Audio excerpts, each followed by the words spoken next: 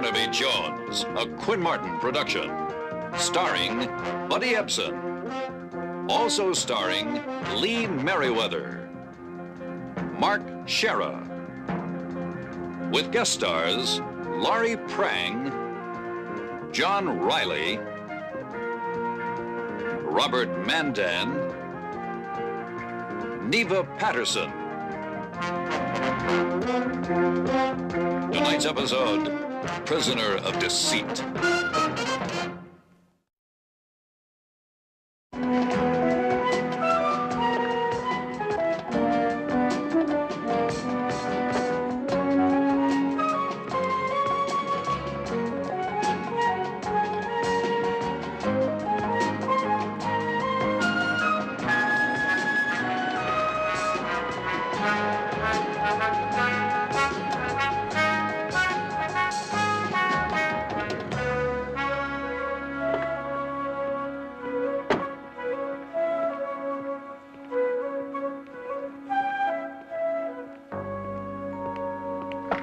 Yeah.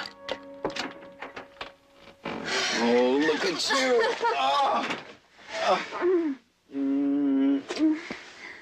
There ought to be a law against someone as pretty as you.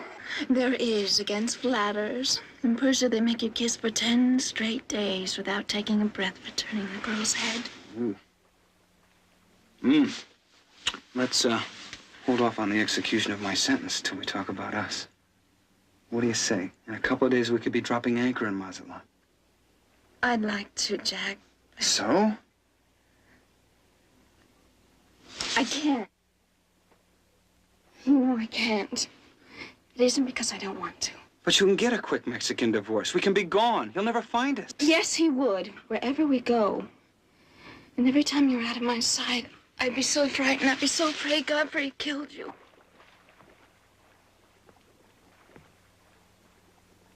You don't think my husband's capable of murder? Well, he is. I know. And that's exactly why I am afraid of him. But I think I have the solution. Come here and look. I've been digging into the past, trying to find some reason why Godfrey's got this terrible hold on you. The fire, it happened so long ago. I was only a child when my father died. I didn't even want to bring it up until I was absolutely sure. Sure of what? That Godfrey'd set the fire. Oh, my God. Trace, Godfrey killed your father and set the fire to cover it up. Well, you'd have to have proof. I do. Do you remember Selma Lawrence, your father's housekeeper? Yes, of course. She was like a mother to me. She was in the house the night the fire started. And then she disappeared right before the inquest. Remember, she went away. No, Godfrey paid her to go away. Trace, I know where she is. I found Selma Lawrence. You've seen her? No, I see her tomorrow. I can prove it. Godfrey killed your father and set the fire to cover it up. Get out of here, Tracy. Leave her alone, Godfrey. She's not going to get back home. Keep out of this, Crandall. Keep out of my marriage. Tracy's leaving you. No, she's not. Not with you. And not with anyone else. Go on, Tracy. Trace, don't! This isn't the first time I've had to deal with a punk like you. Don't ever try to see Tracy again. Tracy! Tracy!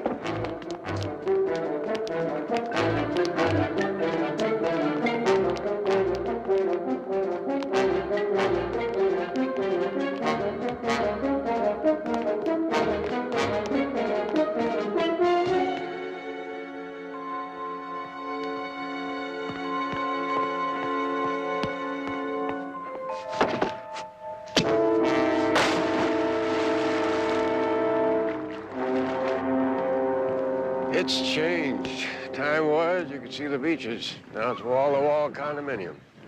Well, I don't know about the good old days, Barnaby, but old Santa Carla looks just fine the way it is. Don't reel in the first one that hit your line, Jedediah. The water's full of them.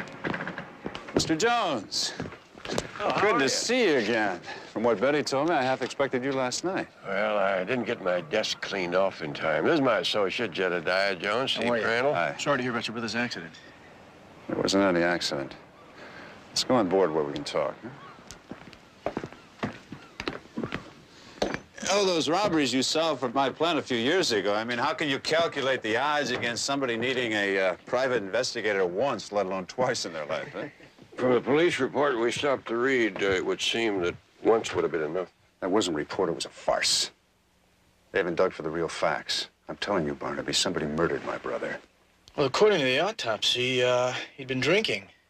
They're saying that he stumbled off the dock, hit his head against a boat.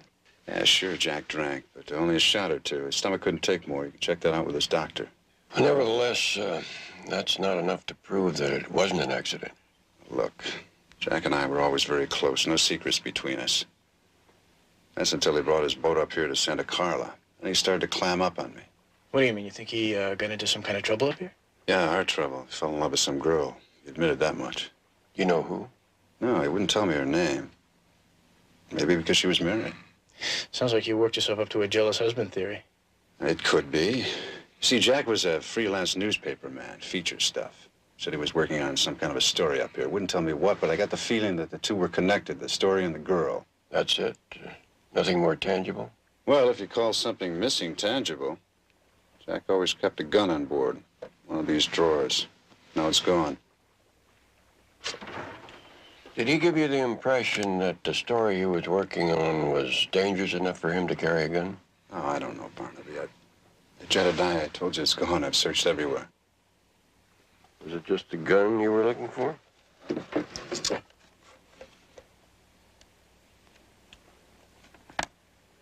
Oh, no, wait a minute. Here's something.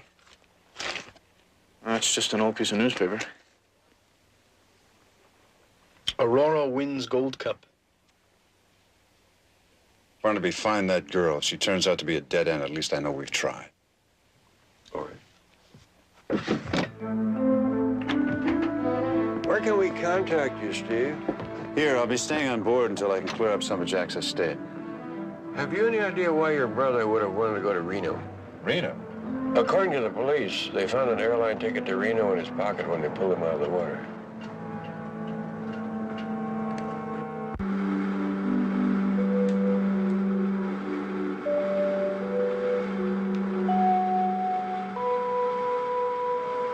Here it is. Aurora wins Gold Cup. Well, other than that, doesn't seem to be too much news. Except for that story down there. Inquest held in millionaire David Enright's death. Big story at the time. He was found burned to death right in his own house. Survived by daughter Tracy, sister Lillian. Search goes on for missing witness Selma Lawrence, the Enright housekeeper. Your file have any more on that story? Pretty much died with the inquest. But his sister, Lillian Enright, might be able to give you more. Lives down at the marina. Maybe you could tell me a little something about your brother's death. David? He was trapped in a burning room. But that was 12 years ago. I don't see what connection it could possibly have. Well, for some reason, Jack Crandall was interested in that fire. Any idea how it started? Nobody knew for sure. What about the missing housekeeper, Selma Lawrence? Well, I never subscribed to the theories that she went bonkers and put the torch to her boss. No, I have my own suspicions about that. Care to share them? As a result of my brother's death, his lawyer, Godfrey Wilde, became executor of the estate. It gave him complete authority to administer Tracy's inheritance. Tracy, your brother's 12-year-old daughter. Tracy hasn't been 12 for a long time, Mr. Jones. In fact, before she was to turn 21, when she would come into control of her own money, Godfrey married her. Does that give you the picture? Kind of paints in the bare places. It's all perfectly clear to me, as it must have been to Jack Crandall. Tracy's terrified of Godfrey. Obviously, he took advantage of that fear to bully her into marrying him. So he could retain control of the money. You don't think it's love, do you? He's twice her age. Well, thank you very much, Miss Enright. As long as I'm at it, there's one more thing. My apartment, you see, overlooks the marina parking lot. On the night that Jack Crandall died, I happened to be on my balcony. Miss Wilde, did Jack Crandall tell you he planned to go to Reno? Reno? Can you think of any reason he may have wanted to go there? I didn't know Jack very well. I liked him. He was the kind of person you could go to if you needed help. Was he helping you with something? He was trying to. Something about your father's death? No, of course not. That was years ago. It was about money, as a matter of fact. Are you having financial problems? My husband handles all of my financial affairs. Last year, he invested rather heavily in some land deal near Reno. Something to do with the highway they were supposed to build. Well, it all fell through, and I lost quite a lot of money. Jack was trying to find out if I could recover any of it. Does your husband know that you asked Jack to help you? No. No, he mustn't know. You see, he would think I was going behind his back, that I didn't trust his judgment. Miss Wilde, this land, could you tell me where it is? Well, it's all supposed to be rather confidential, but if... Godfrey, this is Mr. Barnaby Jones. I know who he is. You're the private detective who is trying to make such a mystery out of young Crandall's death. We're just trying to find out what happened, Mr. Wilde. I thought the police already knew what happened. Crandall was drunk. He usually was. I'm afraid that that's all Tracy and I can help you with. There is one related matter that you may be able to throw some light on. What's that? I hear that your car was parked at the marina the night Jack Crandall was drowned. Mind telling me what you were doing there? I didn't tell him that. Whoever told you that is mistaken. Are you sure, Mrs. Wilde? Yes. You see, Godfrey couldn't have been at the marina. We were together all evening. Neither of us left the house that night.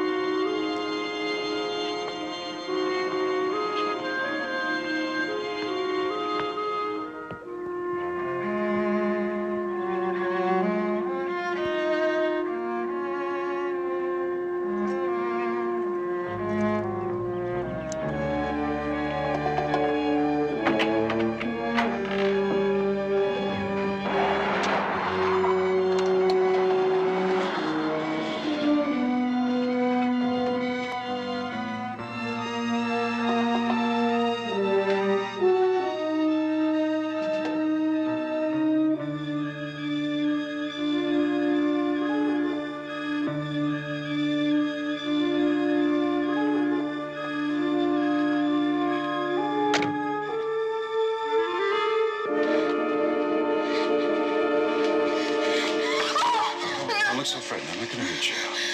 How'd you get in here? I'm Steve Crandall, Jack's brother. Oh. I heard what happened. Now I know why Jack wanted to stay in Santa Carla. Well, I'm sure I don't know what you're talking about, so if you kindly leave. Why don't you just forget the act? I was going through Jack's papers and found his gas credit card receipts. Some had your license number on them. All right. But please believe me, Jack was sweet and kind, but there was never anything between us. Then what is there to hide? You're being naive. I'm a married woman. People don't understand platonic friendships. You really don't expect me to believe that? Look, my husband's on his way here. I don't think your husband's on his way here at all. Well, Jack always said you were the cynic in the family. He talked about me? All the time. How you were the ambitious one ever since you were kids. How you used to walk him to school to see he didn't get beaten up by the older boys. Sometimes they'd beat us both up. But you'd never run home and complain to your parents. We always fought our own battles. You see, I do know a lot about you. Now, after I got your name from DMV, I did checking. This house must hold a lot of bitter memories for you. Because my father died here. It's still my home. At least that's the way I think of it. I grew up here. I used to do my homework in this room. My father would be sitting in this chair. So long as I could turn around and see him there, I knew nothing bad could ever happen to me.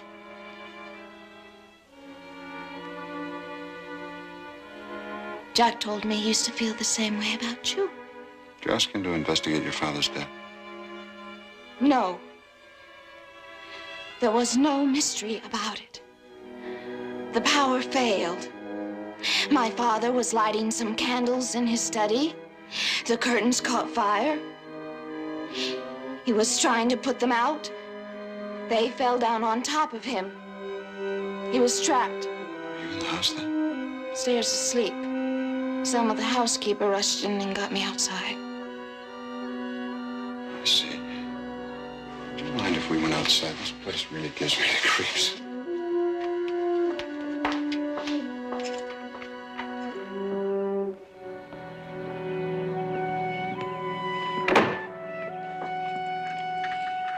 Steve, knowing you through Jack and now finally meeting you, I feel I can somehow trust you.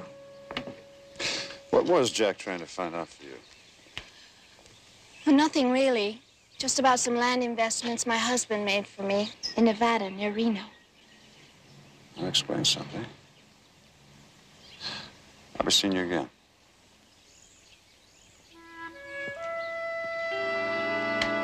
I hope so.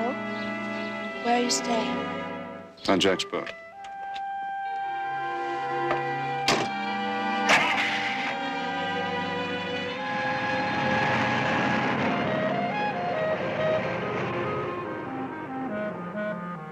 You'd like to see me arrested for murder, wouldn't you, Lily? I merely told Barnaby Jones the truth.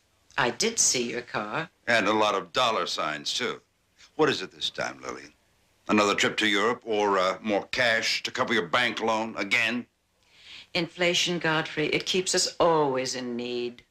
But if you think turning that detective onto me is going to help you, forget it. It's not going to help you get 1 cent of Tracy's money. Once you're put away where you belong, Tracy will be free to do exactly as she pleases with it. You fool. Don't you know what would happen? All right, how much do you want? I'll give it to you out of my own money, but not Tracy's. How much is it worth to you to stay out of prison? Sometimes prison would seem like a relief. You should have been sent there years ago. For killing Tracy's father, you still believe that old lie? You got rid of Selma Lawrence because she knew the truth. Selma Lawrence? Yes, I did. Maybe it's time you knew the truth about Selma Lawrence, Lillian.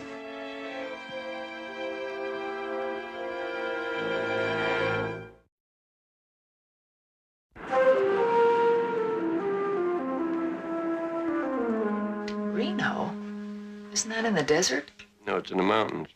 Now, what I want you to do is check in at the land office there and see if they have a record of any real estate transactions involving Godfrey Wilde. Okay, I think I could do that. And Betty, remember the last time you went to Las Vegas? I had to wire you money. Well, listen, Barnaby, I've learned my lesson. I mean, I am going to stay so far away from those one-armed bandits, you won't believe it.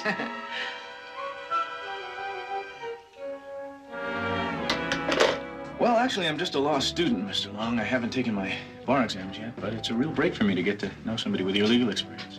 Well, thank you, young man. Of course, my legal experience was mostly inside the office. Well, from what I heard, you ran Godfrey Wilde's law firm. 32 years I worked for that firm. And here I am having to count my pennies. Yeah, well, it seems to me Godfrey Wilde treated you pretty badly after all you did for him. Not even a pension or profit-sharing plan. Well, you weren't the only one who was sent out to pasture without a pension. To whom are you referring? The woman who worked for the Enrights, I think her name was Selma Lawrence. What about Miss Lawrence? Well, Godfrey had her fired. Packed her right out of the Enright house without even a month's salary. Oh, no, he didn't. He was more than generous to her. That's not the way I heard it. I ran Godfrey Wilde's office. I know everything that went on there. A check was sent out to Miss Lawrence the first of every month. Maybe we're not talking about the same person. No. There was only one. Selma Lawrence. I used to send out those checks to Reno myself before I was forced to retire. To Reno? You wouldn't happen to remember her address, would you? I don't know what you're really after, young man. But I don't give out that kind of information. Thank you for the drink.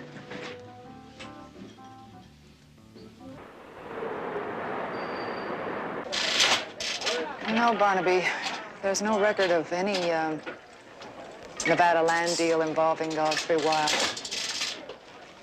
Listen, I'll be landing back in L.A. In about 2 hours.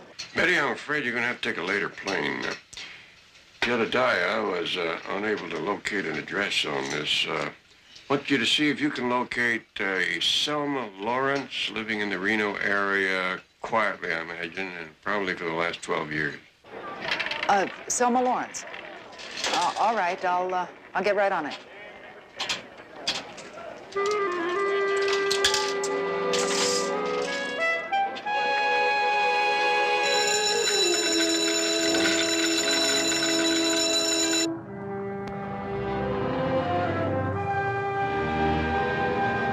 All right, tire snug, Tracy. Okay, Steve.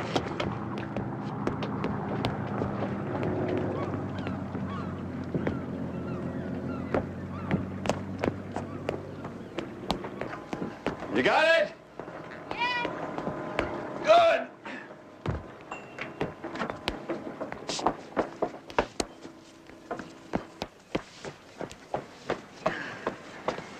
How'd I do? You're a born sailor, Tracy. Steve, I've had such a marvelous time. Please don't spoil it. I'm sorry. But no matter how the chips fall, I can't call Barnaby Jones off the case. Steve, I'm frightened. Look, your husband won't lay a hand on you. I'll see to that. Godfrey has a gun. You threatening with it? No, not yet. How do you know he has one? Last night I left my scarf in his car. I saw it in his glove compartment. What kind was it? What did it look like? I don't know. Small, flat. Was it like the one Jack had? I don't know, Steve. Please, it's not me. I'm frightened for. It's you.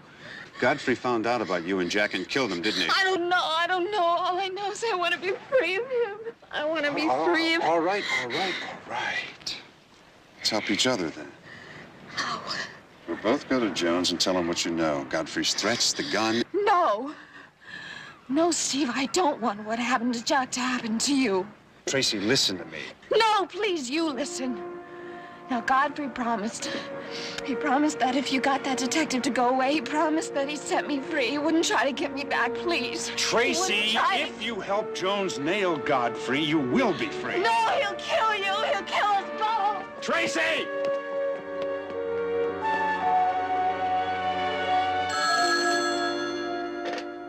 Hello? JR, this is Steve Crandall. Is Barnaby there? No, he isn't. He just took a hop over to Godfrey Wilde's house. Is there anything I can do? No, that's okay. I'll go up there and talk to him myself.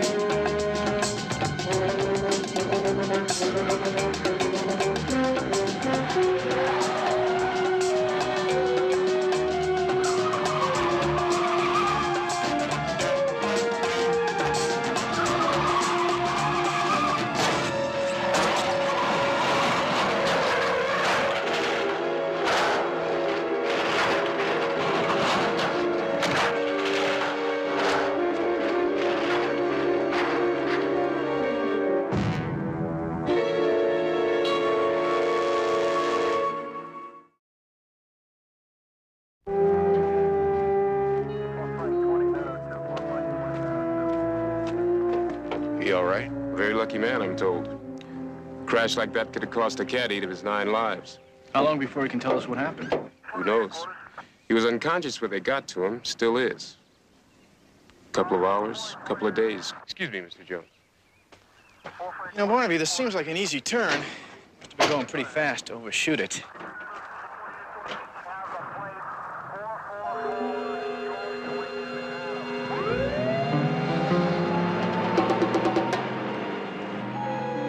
What is it? What'd you find? Looks like a piece of taillight limb. Barnaby, if that's from Crandall's car, that would mean he got a little help from behind going over this cliff. I'm really quite tired of answering your questions, Mr. Jones. Well, if you don't mind my saying so, Mr. Wilde, you don't seem to be too surprised to find out that Steve Crandall's car just flipped off the road not too far from here. Unfortunately, accidents seem to run in that family. The facts don't point to an accident, Mr. Wilde. I don't see what that has to do with me. Well, I thought you may have been driving by and seen something. It might prove helpful. It happened around 1 o'clock. No, I was here having lunch with my wife. That's funny. I came by about that time to talk to you, but nobody answered the door and your car was gone. You said that was 1 o'clock? Ah, yes, actually, we'd finished lunch earlier than that. Tracy dropped me off at the club and then took the car to be serviced. You know, when we were driving up, we noticed that your car was still gone. Well, actually, Tracy's still using it to keep an appointment with Derek to get her hair done. You know, if there's nothing else, I do have business to attend to. Well, if there is, we'll get in touch with you.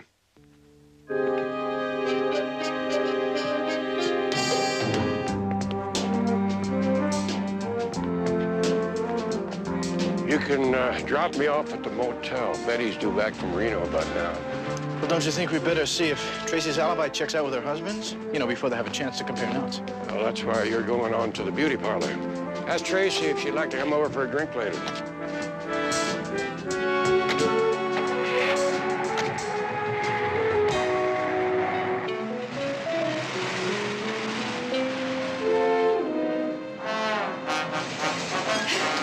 Well, thanks a lot, Speedy. Yeah.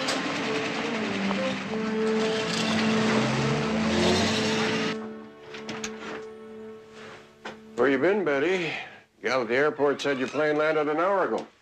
Oh, well, you know how airports are. I had to wait forever for a taxi. Oh, but I did find Selma Lawrence. Or at least I found out where she lives. Did you see her or speak to her? No, a woman beat me to it. Her next-door neighbor said that she saw Selma put some luggage into an old black limousine, and then they drove off. An old black limousine with large white wall tires?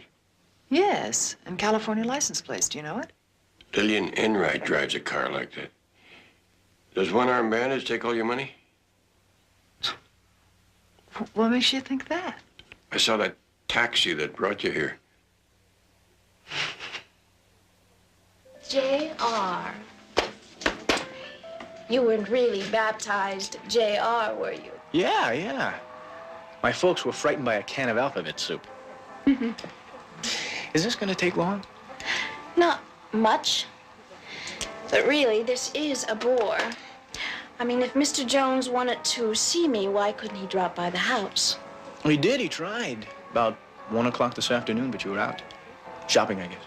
No, I was sailing most of the afternoon. Well, it sure was a nice day for it. Does your husband like sailing? Not much. Then he wasn't with you.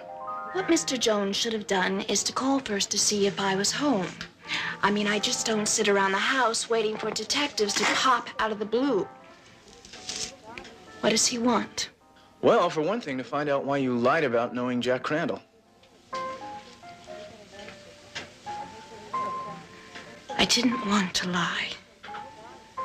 Steve made me do it. Steve. Crandall. Well, it really doesn't matter now. Now that Steve's dead. Wait a minute. What do you mean Steve is dead? Don't you know? It's been on the radio. He was killed in a car accident. No. I haven't heard. Poor thing. His brother know him. Derek, will you please come here and fix this? What did you mean when you said Steve made you lie? He didn't want Mr. Jones to find out that it was him, and not Jack, that I was Well, I can't really say in love with. I never really was in love with Steve. He was just a lot of fun, that's all. How does Jack fit in? I asked him for help. I needed someone Steve would listen to. He was so insanely jealous of Godfrey, even of Jack, as it turned out. Now, wait a minute. Are you saying that he thought that his own brother was making time with you? Yes. But I couldn't get him to believe that there was nothing between me and Jack. He came to me the night that Jack died, full of wild threats. Against you? No, against Jack. He said he was going to go down to the boat and settle it. Excuse me.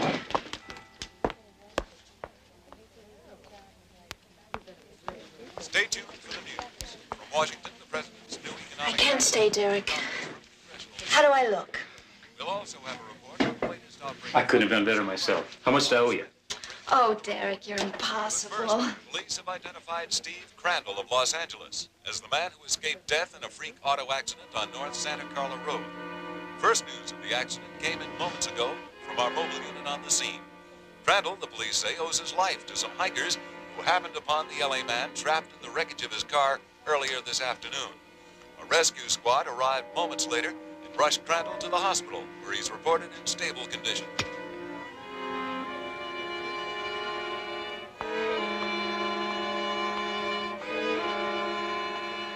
Shall we go? Yeah. If ever I'm in need of a detective, I know who I'd call. Yes, may I speak to Mrs. Tracy Wilde? She had an appointment with Derek. Oh, thank you. She just left with J.R. They're probably going directly to the motel bar. When Jedediah calls, I'll be with Lillian Enright.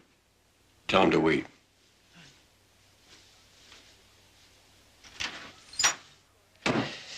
I'll get you back to your car as soon as we're finished. JR, there's something I'd like to get first before I speak with Mr. Jones. Can it wait? Well, it's a letter that Steve wrote after Jack died, and I think it might help him understand why he killed his brother. Where is it? I didn't want Godfrey to find it, so I hid it. Please, I'll show you where.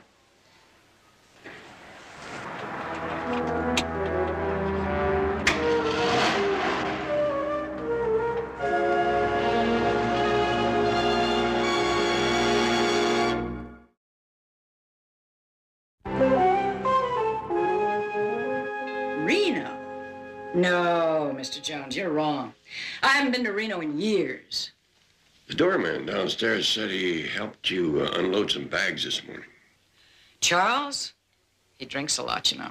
His description of the lady with you matches that of Selma Lawrence. Vodka. Charles would like you to think it's mineral water, but it's really vodka. Miss Enright, as a rule, I don't go to the police until I'm pretty sure what's going on, but...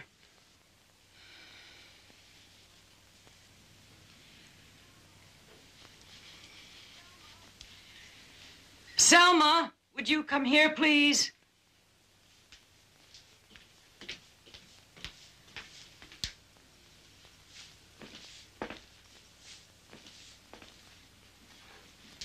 Selma, this is Barnaby Jones. He's a private detective, Miss Lawrence. How do you do? I'd like to ask you a few questions. I don't have to answer any questions. Mr. Wilde has paid for your silence for a long time, hasn't he? Mr. Wilde is paying for my retirement, if that's what you mean. Maybe it would have been better had you answered these questions 12 years ago at the inquest. Then a young man named Jack Crandall might still be alive. Well, I don't know anything about that. But you do know what happened the night that David Enright was killed in that fire. Whatever I know is between me and Godfrey Wilde and nobody else. I understand that you were very close to Tracy after her mother died when she was 5. Well, yes. I love that child very much. Enough to protect her against anything? Well, children always need protection. Now that I've met you, I can see that you're not the type to take money to hide or for any other reason excepting to protect Tracy. No. And that's the reason you didn't show up at the inquest? Because you couldn't bring yourself to say that you knew that Tracy was responsible for her father's death? Oh, Miss Lillian. I think I'd better call Godfrey and tell him that we're coming over to talk to him.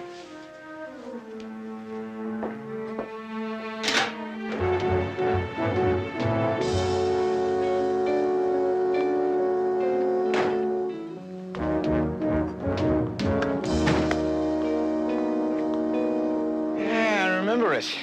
I read about it in an old newspaper account. This is where you hid the letter, huh? It's my home. I hide everything here. My thoughts, my dreams. Whenever I'm in trouble, it's the only place I know.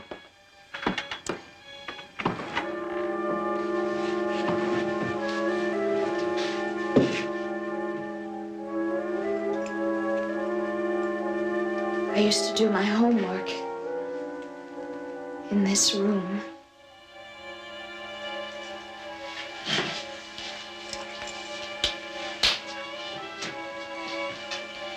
My father would be sitting in this chair.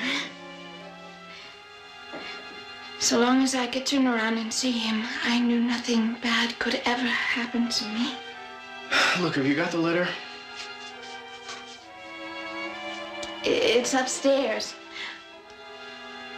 Let me show you around first. This is where my father died. I was asleep when I heard him calling for help. Asleep? But I thought the newspaper said that the fire took place a little after dark. I came running downstairs. Smoke was coming out from under the door. Daddy! Daddy! Daddy! Tracy, help me! Help me, Tracy! Tracy, but I couldn't help him. Selma stopped me. Held me back. Selma? She was a housekeeper. Yes. She and Godfrey were in it together. They both killed my father. It was an accident. Tracy didn't mean to do it. She had lit some candles. The power had gone out. The curtains caught on fire. When her father tried to put them out, the burning curtains fell on him. Tracy lost her head. She ran out the door, closed it, pressed herself against it. She wouldn't even let Selma get in. She wasn't trying to stop me from saving her father. She was just trying to close out that awful sight of burning and her father's pain. The firemen had it out, and David's body was being removed by the time that I got there. And that's when the lying started? Right then and there. She was in shock. She felt that she had caused the fire, and in her panic, hadn't answered her father's cry for help. So she started blaming others. At first, it was Selma. She even tried to poison me. Me. So Godfrey paid off Selma, had her safely hidden away before the inquest. So she couldn't testify against him. Exactly. Then he packed me off to a mental clinic, tried to have me declared incompetent so that he could take over my inheritance. At 12 years old? He would have needed a guardian in any case. Don't you see how clever he was? He was trying to get me committed for life. That way he would control my money forever. Less than 9 years later, you married him. Yes. I didn't realize at the time what he was after until after we were married. Her father had been my closest friend. So, of course, I wanted desperately to help Tracy. How long has she been in therapy? A little over 3 years. And as she grew older, I tried my own hand at trying to break down that sense of guilt. Well, I remember Mr. Wilde calling me on the telephone and telling me how well the child was coming along. And suddenly she wasn't a child anymore. Yes. She'd grown into a beautiful woman. And I found I'd fallen in love with her. Excuse me. Hello? Hello, I was given this number by the doorman at Miss Enright's building. Is a Mr. Barnaby Jones there, please? Yes. One moment. It's for you. Thank you. Hello? Barnaby, I haven't heard from JR yet. Are you sure they were coming straight back here from the hairdressers? Yeah, you tried a bar? They're not there. I just went over.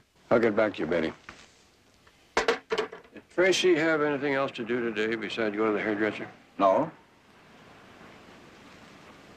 Something wrong? I had an appointment with her and JR to talk, and they seem to have gotten lost. Godfrey, if something's frightened her... Yes. If that's so, I think I know where she'd want to be. Come with me.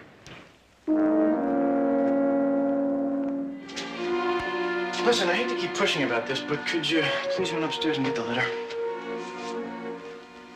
All right.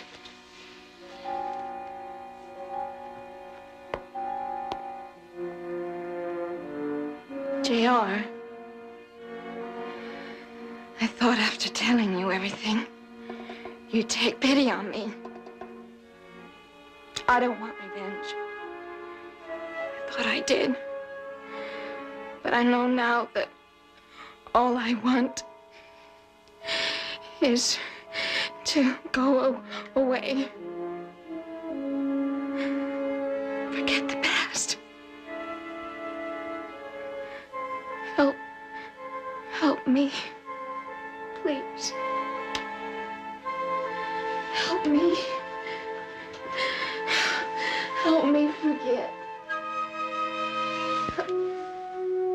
There never was a letter, was there? No. I wanted to speak to you first. I knew Mr. Jones would never understand. You heard on the radio that Steve wasn't killed.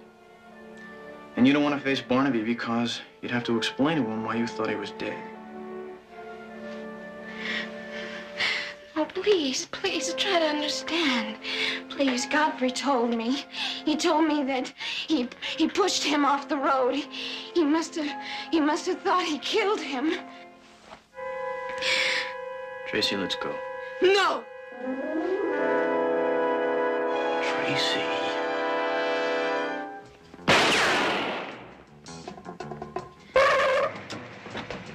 Shot!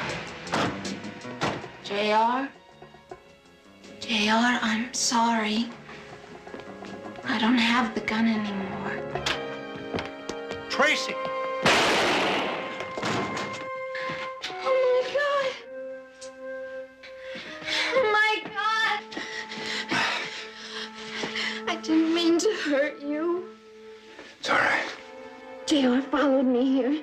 He said he wanted me. He tried to attack me. Don't, Tracy. Get an ambulance. He was. He was.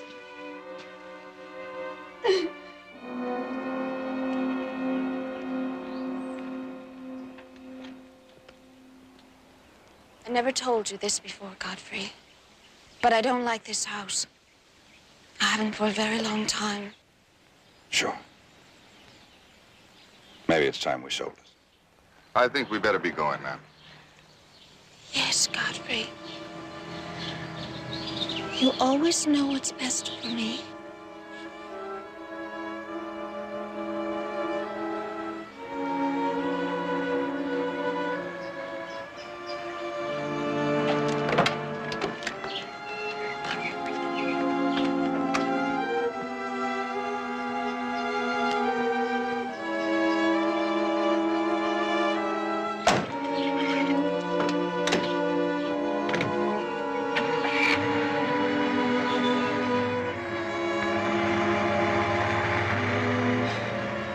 I guess there are things you can't always protect someone from, no matter how much you love them. Better have that looked after, Mr. Wilde. Thank you for all your trouble, Mr. Jones.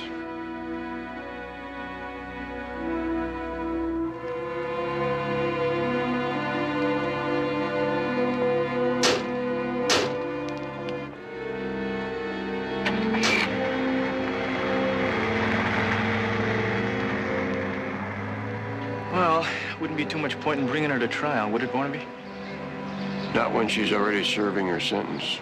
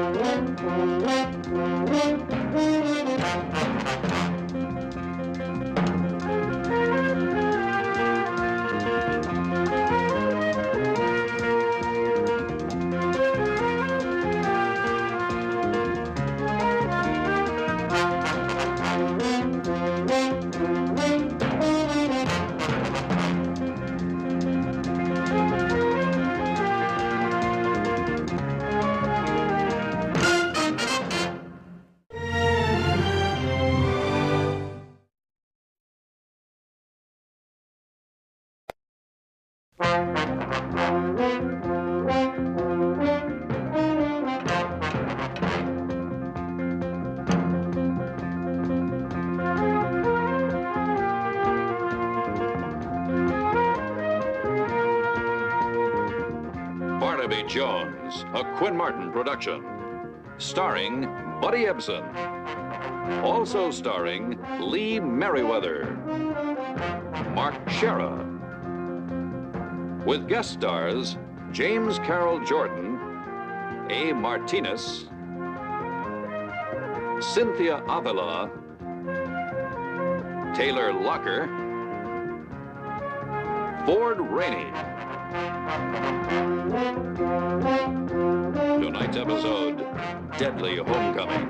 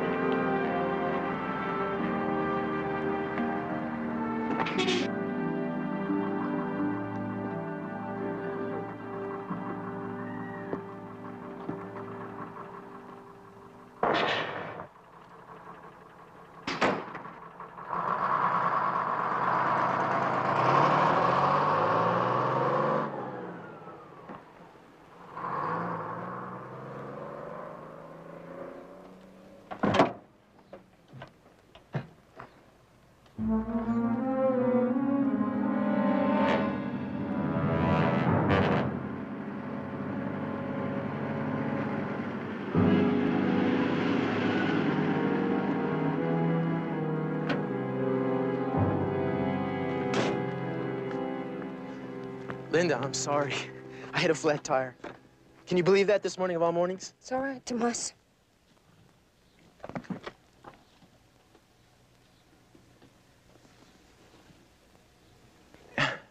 After 3 years, that's all the greeting I get? Tomas.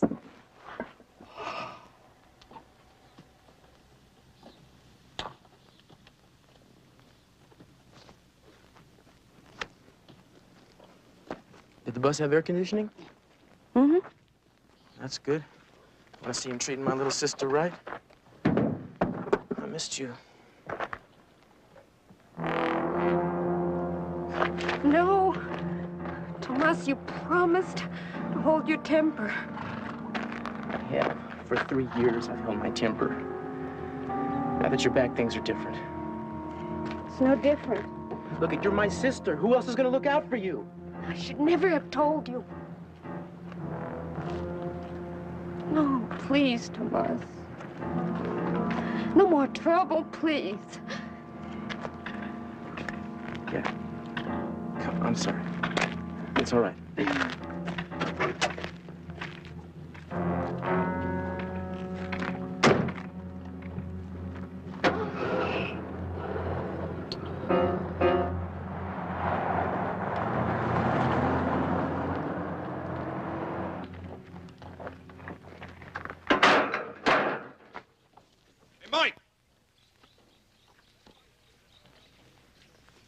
That pipe should have been hauled out there a week ago. Might lose half the alfalfa as it is. Hey, Joe, Climb down from there, will you? I'm getting a stiff neck. Now, look, Michael, I'm running things around here, and I need some respect. If I don't get it from my own cousin, I'm sure not going to get it from the hands. Anything you say, Joe. Hey, I mean it.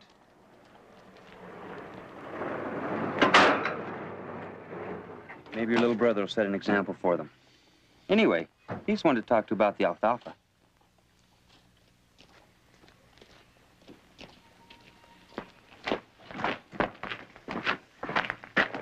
I gotta talk to you, too. Let's go over there.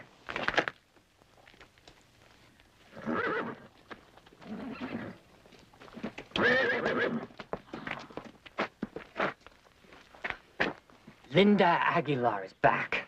Linda? Well, had to happen someday, didn't it? Hey, look, don't sweat it. She's kept quiet all this time. What makes you think she's gonna talk now? I think Tommy knows. You should have seen the dirty look he gave me in town. Nick, you're a Sandell. Dirty looks go with the territory. Now, let's talk about something important. I told you to water the alfalfa last week. You better shape up, little brother. You're in big trouble.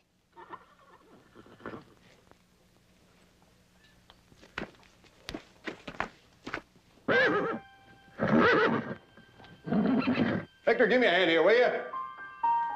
Victor! Ah.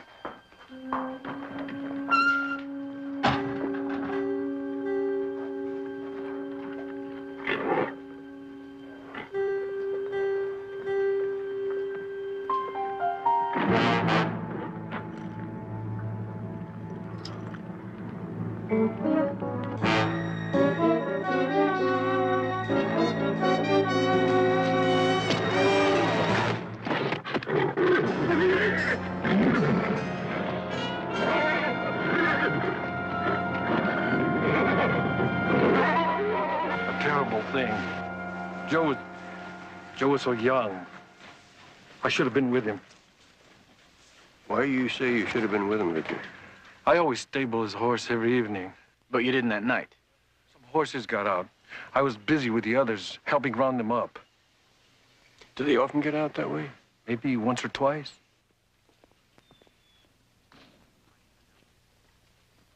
Mr. Jones, I'm Michael Sandell. Michael, Carmine's nephew. I haven't seen you since you were in knee pants.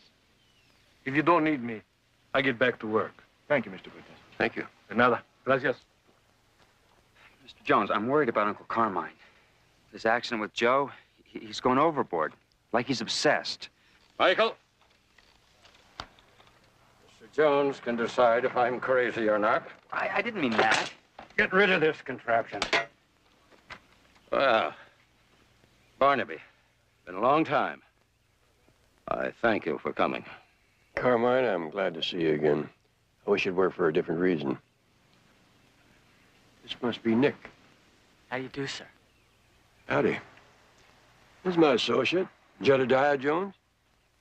Come on, sit down. Thank you.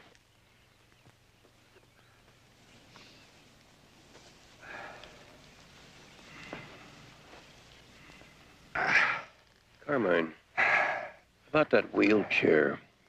I hope it's nothing serious. The doctor likes to fuss. Well, what did you find out? This morning we went over the sheriff's report, and just now we examined the stall with your man Victor. Everything certainly points to an accident. Why do you think it wasn't? There's no way my son could have been trampled to death by his own horse. I trained Joe to ride myself. He was a superb horseman, Barnaby. Then you're saying it was murder? What else would you call it? Somebody killed my boy. Carmine, why would anyone have wanted to hurt Joe? A rich man's son. That's all the reason some people would need. Anything else? Pop, maybe Mr. Jones and J.R.'d like a glass of wine. Oh, of course. Forgetting all my manners. Maybe later. We'd like to talk with the sheriff some more right now. Find Joe's killer, Barnaby. Do it for me, old friend. Carmine, I'll investigate. We'll see what we come up with.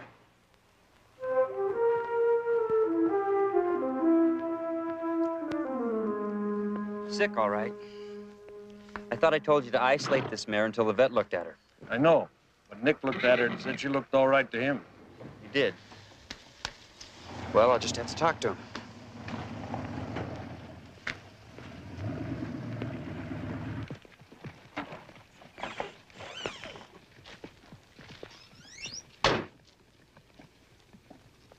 You tell Victor to leave that mare in with the others? Yeah, what about it? I don't know what it is, but that mare's got something serious. I think it's infectious. Well, who put you in charge, anyway? Hey, look, you want to lose the whole herd? I'll bet you'd like to be in charge, wouldn't you? Now that Joe's dead.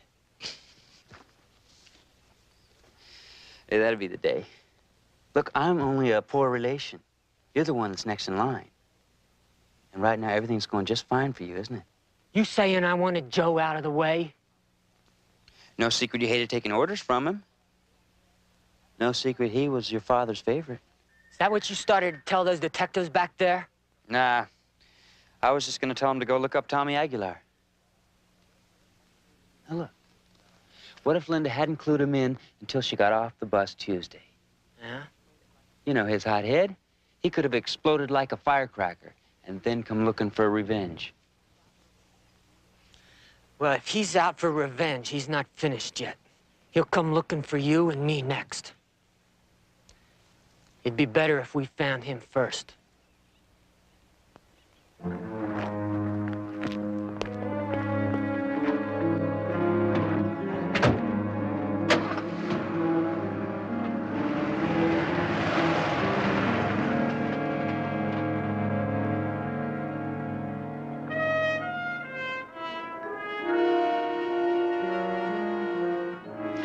Barnaby was asking Carmine about who had motive.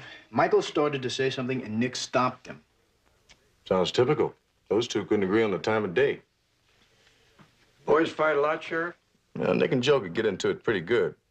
What the hell, they're still young. What'd they fight about? I believe Nick always felt Joe was a favorite son, especially since Carmine put him in charge of the whole place. Of course, Joe was the oldest. But you know how it is sometimes with brothers. What about the nephew, Michael? Was he a fighter, too? No, not really. Of course, he has to feel grateful Carmine took him in after his father passed away. Michael's a ranch manager. It's the same job his old man had. That rivalry between the brothers, that ever show up for any other reason? Sure, same reason wild stallions like to mix it up once in a while. Oh? Any particular filly? Donna Morgan. Local talent? Waitress. Santa Carlita Inn, just south of town.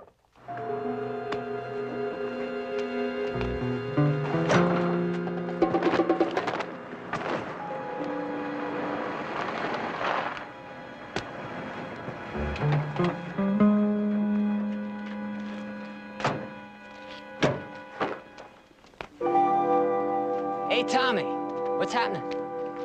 I got work to do. We haven't seen you around for a while. Not to talk to, anyway. Yeah, what's on your mind?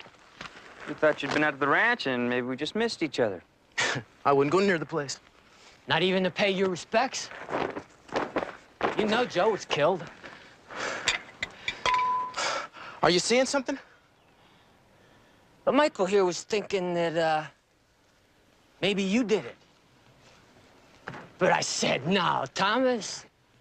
What reason did he have? He had nothing against Joe. Nothing worth killing him over anyway. Isn't that right, Tommy? But then I remembered that, you didn't come to the funeral.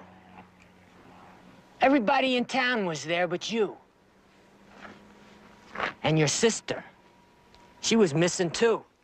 Keep my sister out of it. You know, I always thought she liked Joe. She did, didn't she, Tommy? Why don't you get out of here? You know, Joe always liked her. He was really crazy about Linda. I don't want to hear you say her name. Why not? Why can't I say Linda's name? Linda, Linda, Linda! You know why not. You and your pathetic brother, all of you. After what you did? He knows. He killed Joe. Now he wants to kill us. Well, let him try it. How about it, Tommy? We're next, aren't we, huh? You want to get it on right now, You huh? got it coming, I'll say that. And I think you better get out of here. Hey, look at this. Oh, boy, here we go again. You pulled a knife. You see that? Oh, that was dumb. That was really dumb, Tommy. Because now we're going to have to defend ourselves. All right, break it up. Now, I mean it. Put that thing away. Get him off my back. Put it away. When are you boys gonna grow up? That's what I want to know. Get out of here. Come on. Sit. I mean it.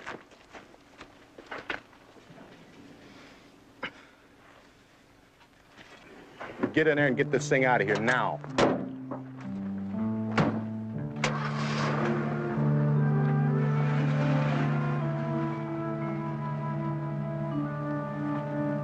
Looks like this one-horse town has got more than its share of wild young stallions. Yeah, I wonder who the guy with the knife is. Maybe we better find out.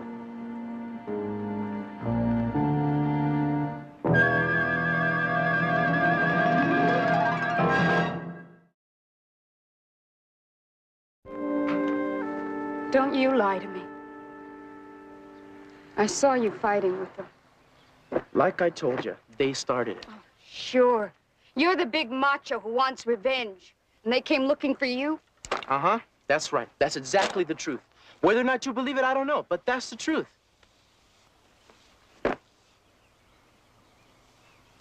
Hey. Listen. Look, I've been thinking about it. I think they were trying to find out if I knew about you and them. Yeah, they said I killed Joe. They said I did it because of you. For revenge. Oh, Tomas. Tomas, did you? Did I what? Did you kill Joe? Hi. I knocked at your door, but nobody answered. I hope you don't mind. I'd like to talk to you. I'm looking for Thomas Aguilar. Have the right place? What do you want? This must be Linda. Who are you? My name is J.R. Jones. I'm a private investigator. I'm looking into the death of Joe Sandell. Hey. Why don't you just arrest the horse? They say he did it. Well, he may have had some human help. It has nothing to do with us. That depends on what the fight was about down at the feed store. Man, we were just fooling around, that's all. Do you always pull a knife when you're just fooling around? Look, what is it between you and the Sandell boys, anyway? Has nothing to do with Joe. Just Nick and Michael? That's right. You like Joe? Yeah, sure. Friends? Yeah, what's the matter, man? Can't you hear? I can hear. I hear good. It's just that I read something different on your sister's face.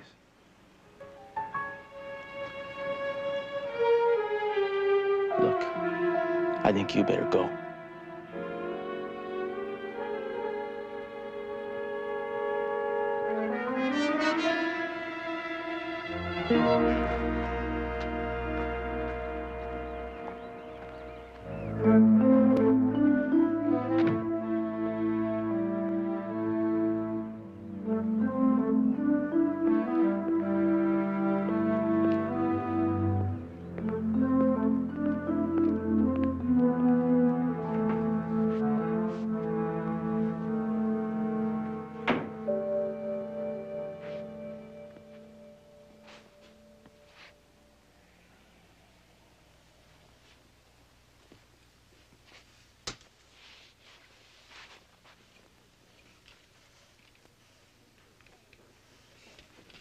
It's okay.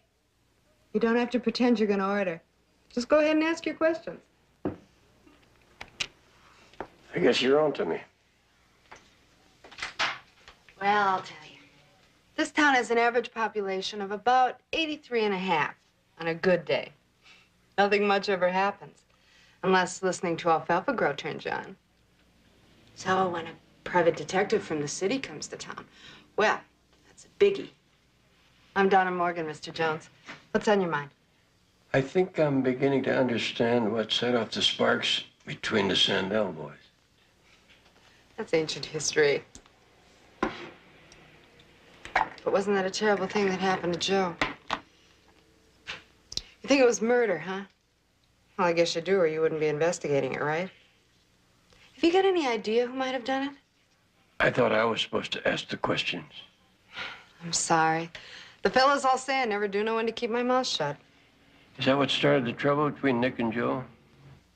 Yep, that's what did it. I started sweet-talking Joe just to make Nick jealous. Dumbest thing I ever did. I heard the fight was a dandy. $300 worth of damage in here alone. Made you feel good, huh? Like a princess. Two men fighting over me?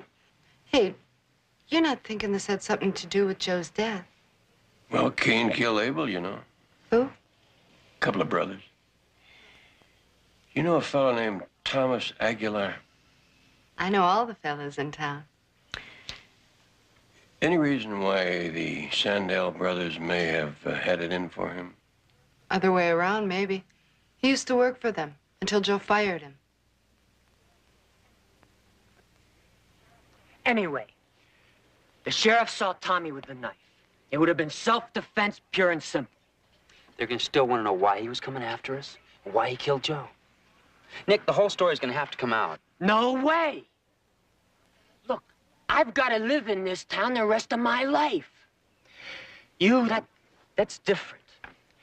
You got no ties. You don't have to stick around here while these people rip you to pieces. You know what you're gonna do?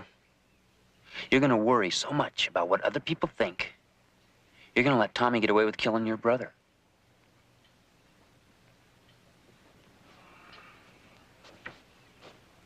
Still a lot of daylight left. You can do your paperwork later. I want to talk to you, Nick.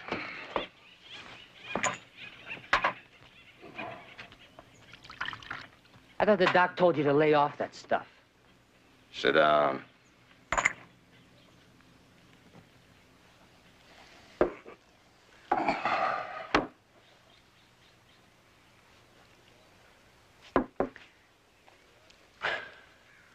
I'm taking you out of the fields, Nick. You're in charge now. The whole ranch. You mean that? Michael will be overseer. Victor will move up to manager.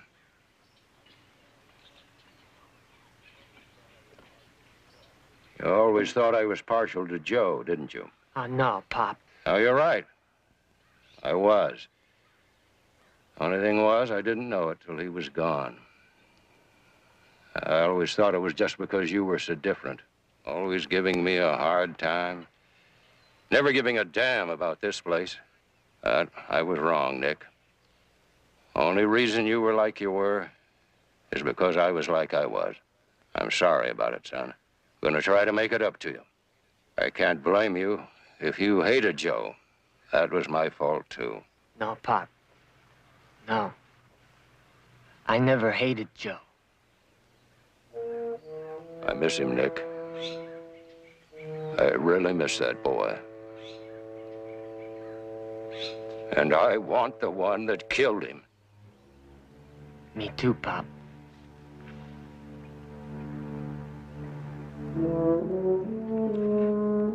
Me too.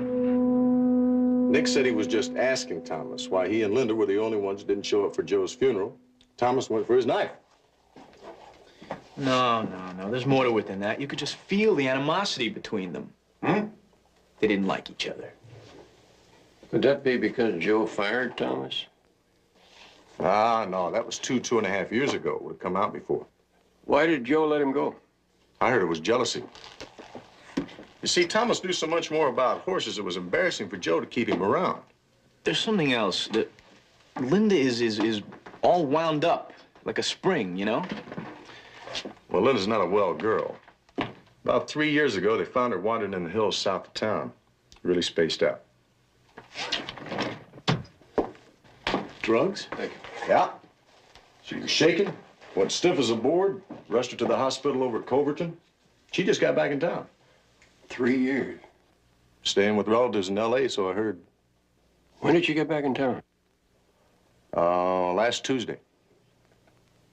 Wasn't that the day Joe Sandell was killed? I guess it was. You see a connection there? Either a connection or a coincidence, one or the other. Tommy! Come on, Tommy. I know you're here and your truck's outside.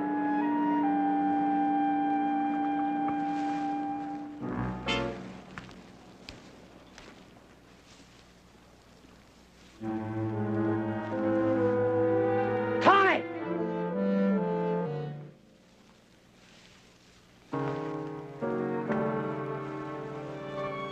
Come on, Tommy, show yourself!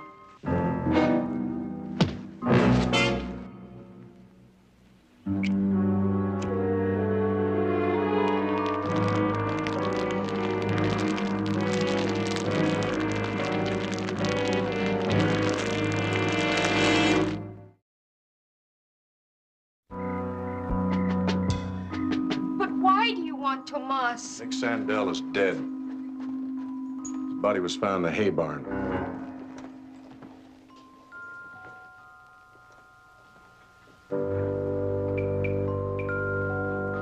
No. Tomas had nothing to do with it.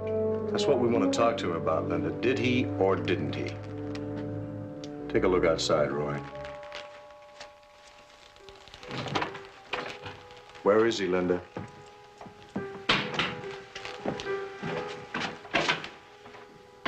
He's not here.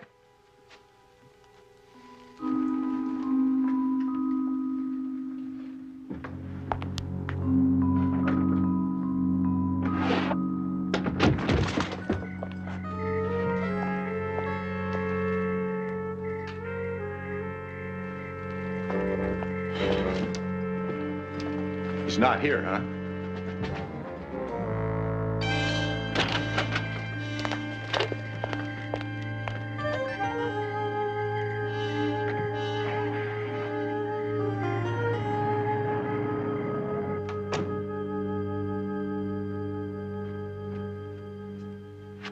They'll hurt him.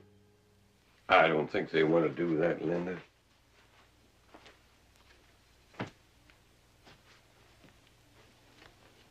He had nothing to do with it. But his car was seen there. He was gone before the fire started. How do you know that? Well, he phoned me. He was going to get something to eat before he came home. What do you mean? He left his pickup there and he walked? Down the street to the Starlight Cafe.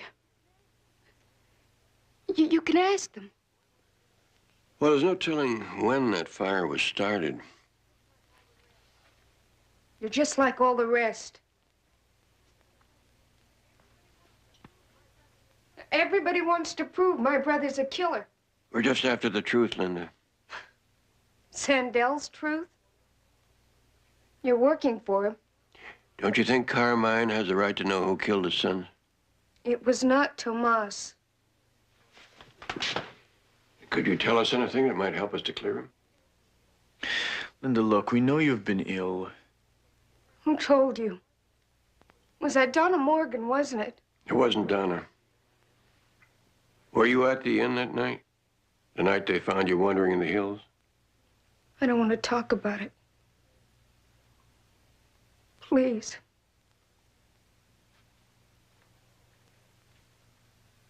I can't. Just go.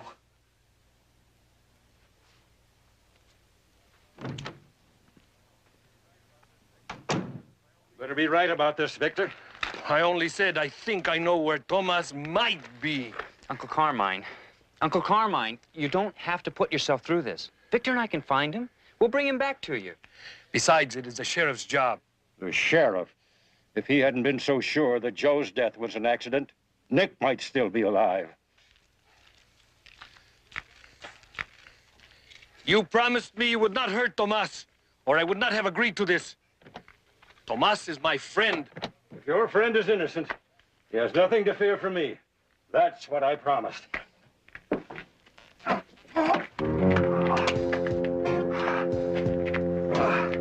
That does it. You're going back to the house. No. There are already 2 dead in the Sandell family. Do I have to drive myself? Victor, call the doctor. Bring out the wheelchair. Hurry! Sure I can't fix your breakfast? No, thank you. We ate at the motel, but I could use a glass of milk. Coffee's fine. Just wanted to show JR here I can cook, too. I'll just bet you can. Hey, when you're through playing detective, why don't you come on back? Saturday night, this place really gets down. Did you hear that Nick Sandell was killed last night? Yeah, I heard it. Donna, did something happen to Linda Aguilar in here about 3 years ago? You sure dig deep, don't you? Yeah, something happened to Linda. Because she was looking for something to happen to Linda. She come in here often? Never saw her until that night. She homesteaded a table over there and waited for action.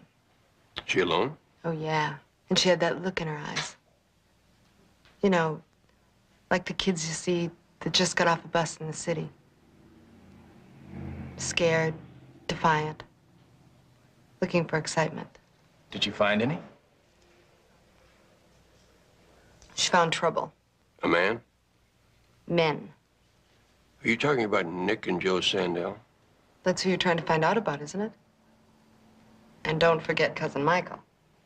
He was there too? He was there too. Well, thank you very much for your help. See you soon. Hope so.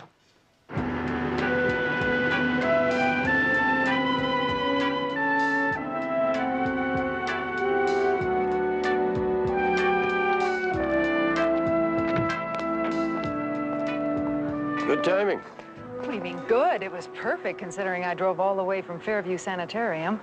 By way of Sheriff Simmons, he told me where you were. Did you say Fairview Sanitarium? Mm-hmm. That's where Linda Aguilar has spent the last 3 years, undergoing intensive psychiatric care. Wait a minute, I thought she just checked into the hospital because she OD'd. She did, on LSD and liquor.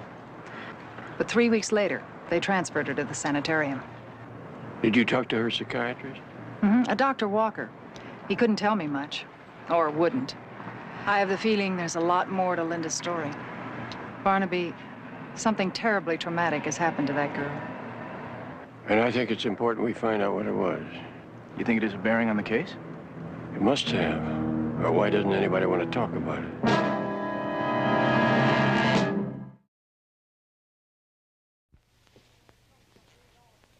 I don't want to talk about me at all. Here. Let's talk about this. I started it in the hospital. It's a sweater for Tomas. Linda, we're just trying to find a killer. The quicker we do, the quicker your brother can come out of hiding. That is, provided he is innocent. Running away only makes it worse. Dr. Walker did not betray your confidence, Linda. So you're the only one who really knows whether your story will help Thomas. That's just the point. Don't you see? It will make everyone sure that he's the one who killed them. Maybe not.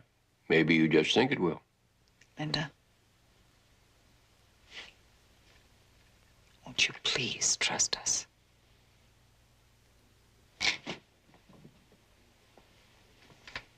Linda, that night at the Santa Carlita Inn, I assume that's where the liquor came from.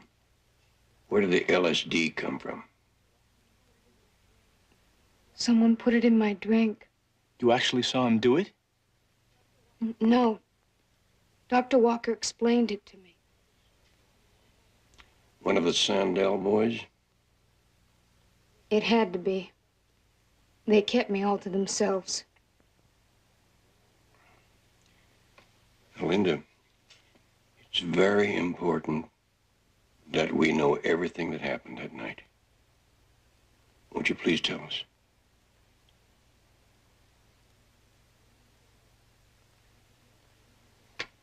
I had never been to a place like that.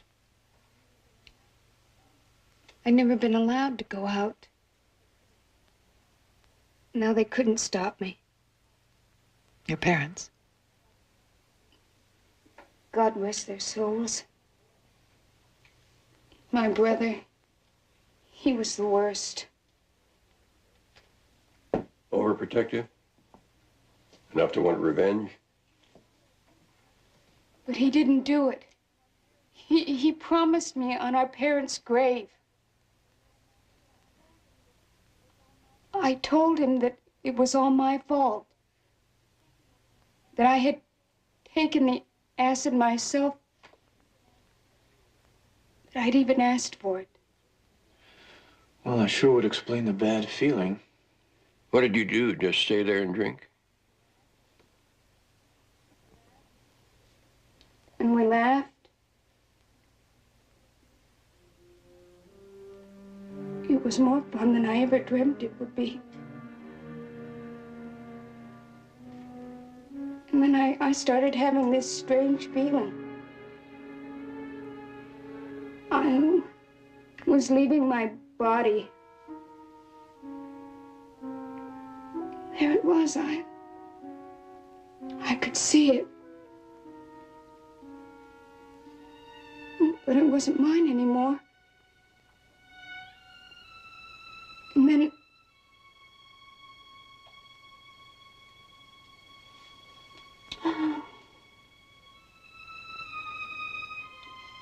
And then I couldn't remember anything else. Nothing at all. Until Dr. Walker made me remember. We were in a car, driving somewhere in the mountains.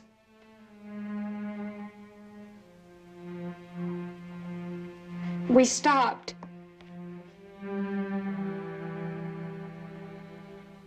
They dragged me into a field. And,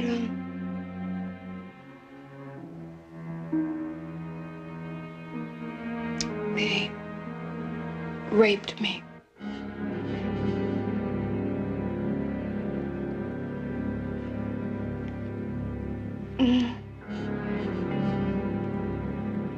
I'll look after her.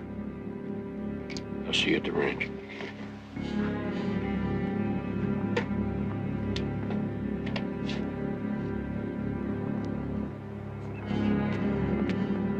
She's right. It does point the finger at Thomas. Sure sounds like the classic revenge motive, doesn't it? If the motive holds up, Thomas isn't finished yet. 2 down and 1 to go. Michael. We better find him. You're right. My life is in danger. I've known that ever since Thomas pulled the knife on us. When you and Nick were at the feed store. Yeah, that's what that whole number was about. What happened to Linda? God knows we're sorry. I can't tell you how I've regretted it. Over and over. Why do you suppose Thomas waited so long to take his revenge? Yeah, it's been 3 years. He didn't know then. I guess Linda never told him until she came home just the other day. You mean the day that Joe was killed? Right. That's why Nick and I went to see Tommy. To find out if she had told him and to try to make peace. He did know. Man, did he ever. I guess I don't have to tell you to watch your step. As much as I can, Mr. Jones. Only someone has to watch the ranch.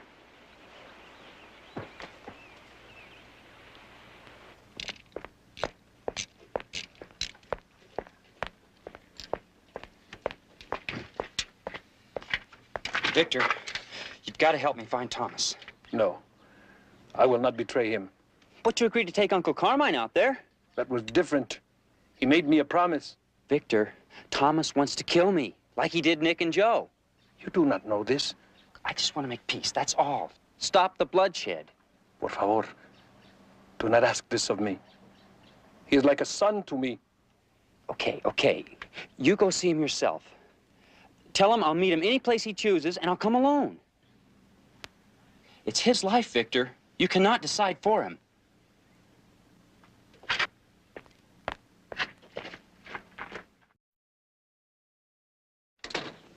Oh, Mr. Jones? I'm Dr. Sloan. Carmine wanted very much to see you, but I couldn't allow it at this time. You ought to be in the hospital anyway. He probably dug in his heels and won't go. You seem to know him pretty well. Yeah, we've been friends a long time. Well, then I can tell you this. Carmine Sandel's a dying man. Before this tragedy to his sons, I gave him a year. Now, I don't know. Of course, he's pig-headed enough to make a liar out of me. Did the boys know how sick their father was? They were told. Carmine refused to accept it. Still does. What about Michael? Was he told too? All the relatives were told. Dr. Sloan, you'd be a big help to us if you told us who the others are. No others. Just the two boys and Michael. And now there's just Michael. The only one. And you're sure about this, Doctor? I should be. I've attended every birth and death in the Sandell family for over 40 years. Thank you very much, sir.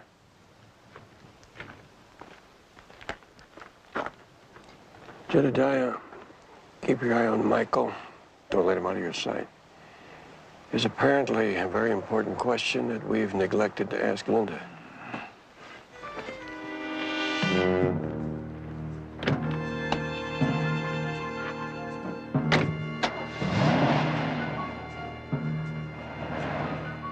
Well, tell him you looked and looked, but you just couldn't find me. Are you sure, Tomas?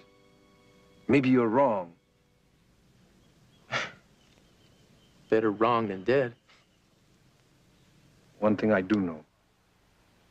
The longer you hide, the worse it will be for you. No. Not if I never go back. I saved my money, Victor. And I think Linda will be better off some other place.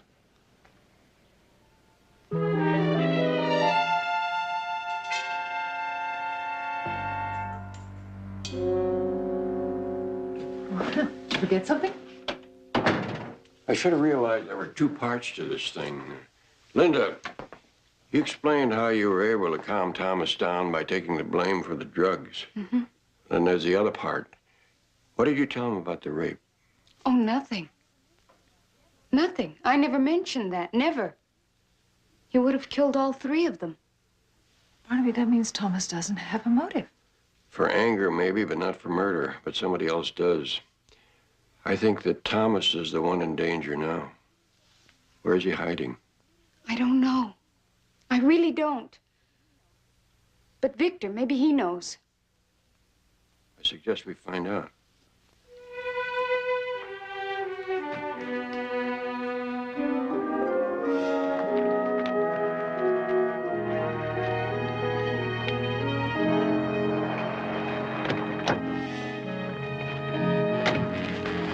Barnaby, I can't find Michael anywhere. He's gone.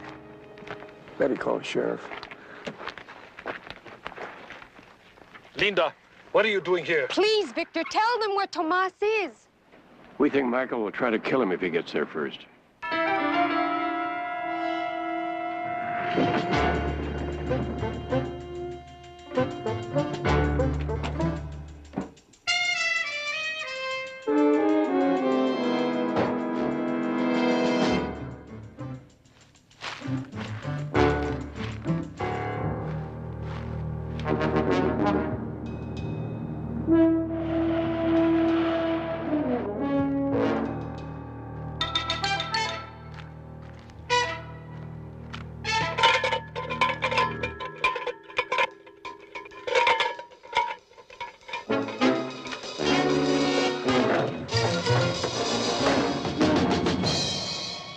Well.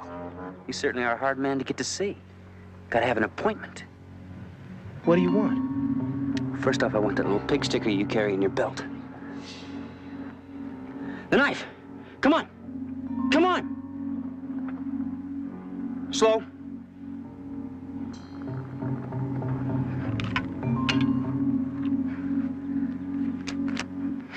I have to make it look good, you know?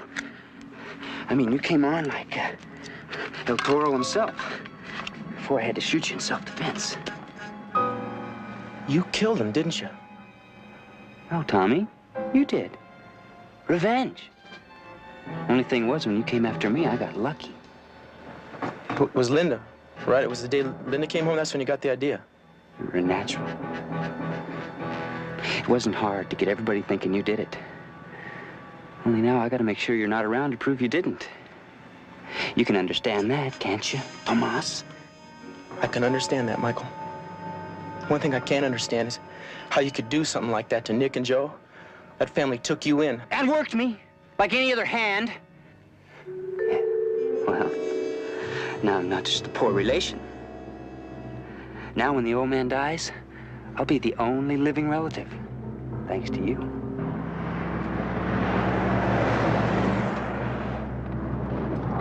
I said, get out of the car, now!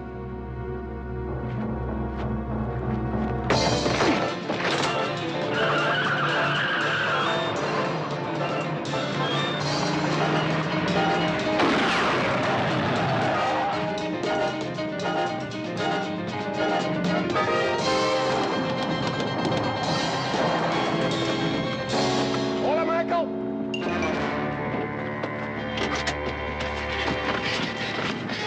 Are you all right? I don't have to shoot you.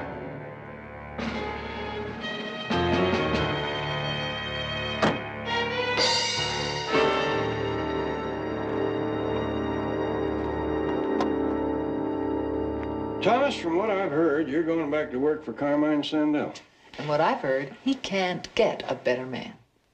Oh, no, he just feels he owes me something because of what happened, that's all. Carmine Sandell? Don't let him fool you like he fooled the doctor.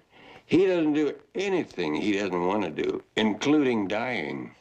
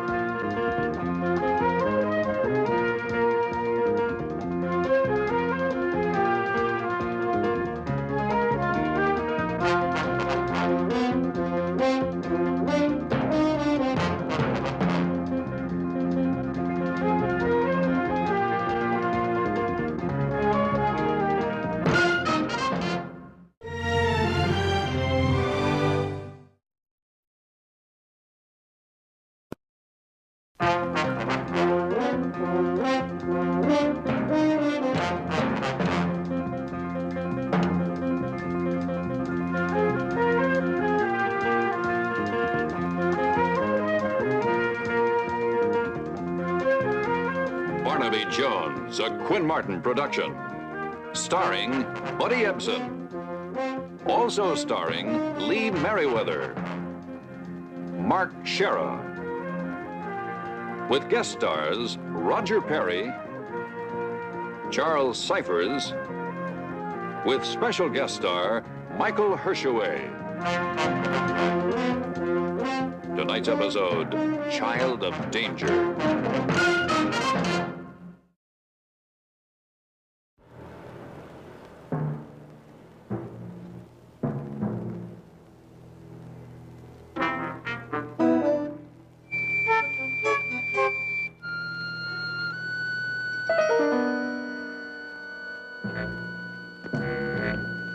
Come on, what's taking you so long? You don't want me to drop this stuff, do you? Okay, just one more load.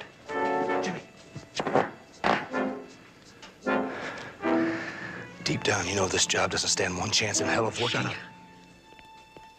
Jimmy, you gotta listen to me. With our records, the next time they'll throw away the key. I'm sick of your noise and your whining. Now, you either shut up now or I'm gonna dump you right here. Ease off, Jimmy. Take it easy.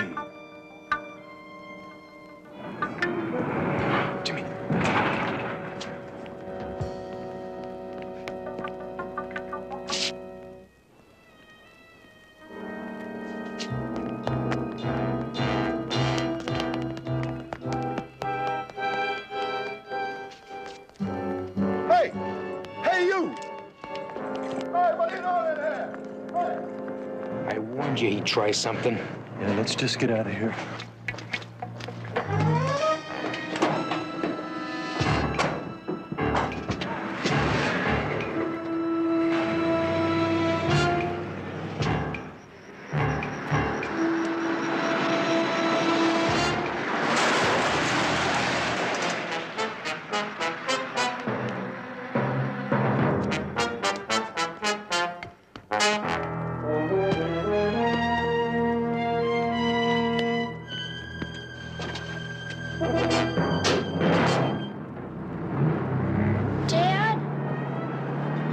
back to sleep, Charlie. It's okay.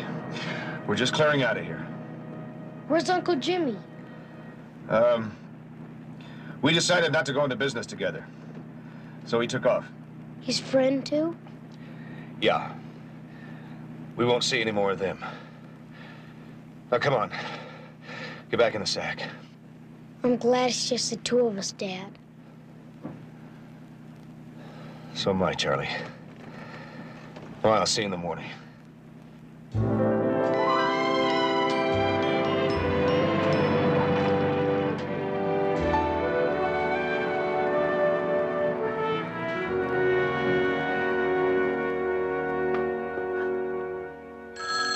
Oh, can you fellas get that? I... No, never mind. I'll get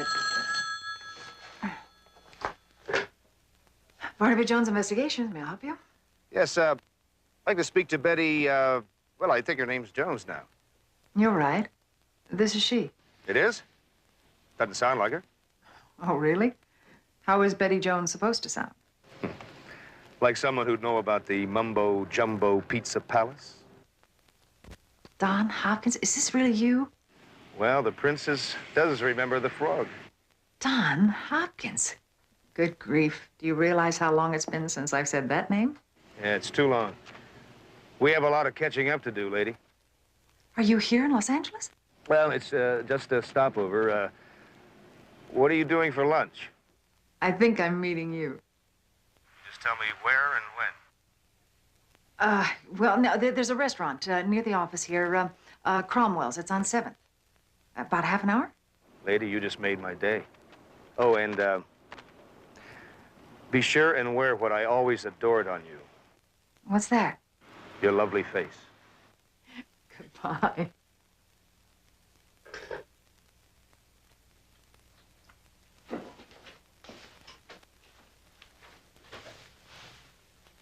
Now, that is a faraway look if I ever saw one.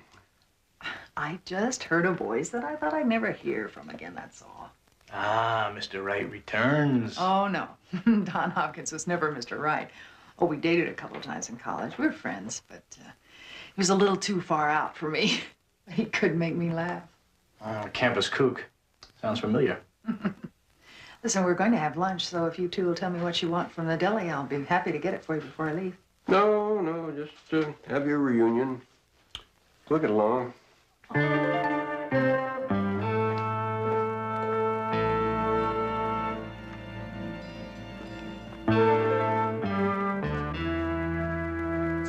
worth more than $3,000. Look, I'll tell you what I'll do. If I don't make it back by the end of the month, it's yours. If I do, you get your $3,000 back plus 500 interest. Would you fall out of a tree or something? It's a piece of junk. Oh, come on, Vince. All those months in that crummy cell. We always said, whichever one of us needed a friend. All right. I need one. Okay. But what's the rush?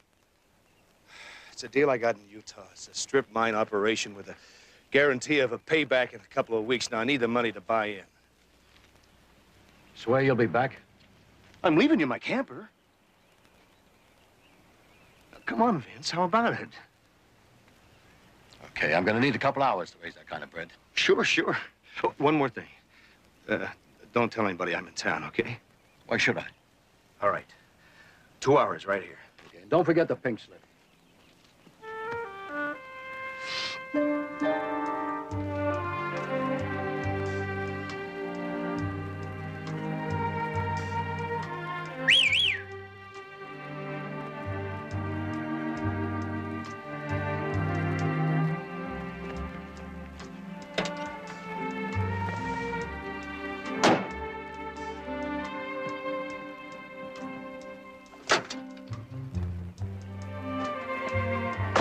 Where are we going?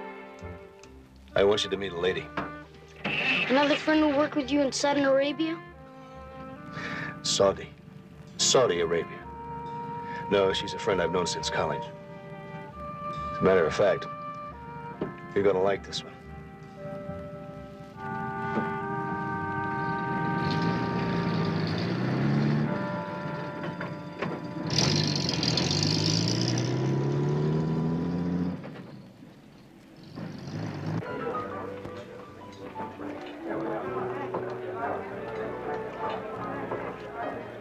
You know, Charlie, I get the idea that perhaps your father doesn't feed you very often. Sorry. I never talk with my mouth full.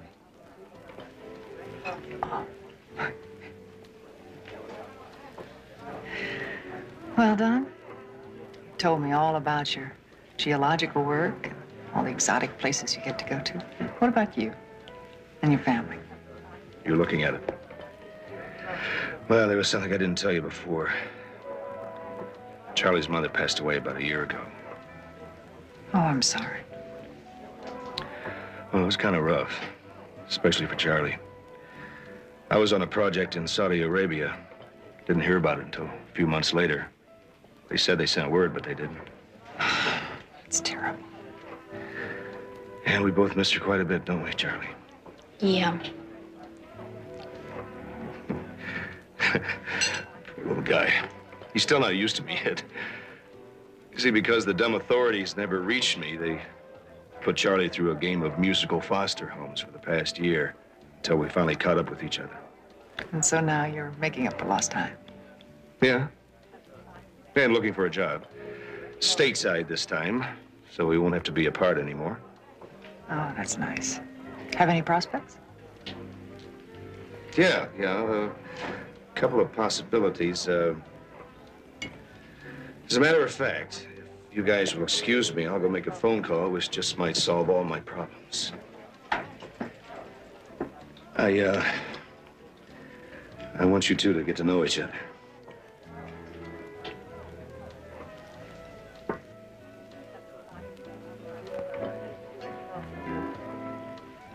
All right, Charlie. What should we talk about? Whatever turned you on. All right. Let's talk about you. Waiter? Yes, sir. This is for my tab for my table, and the rest is for you. Oh, thank you, sir.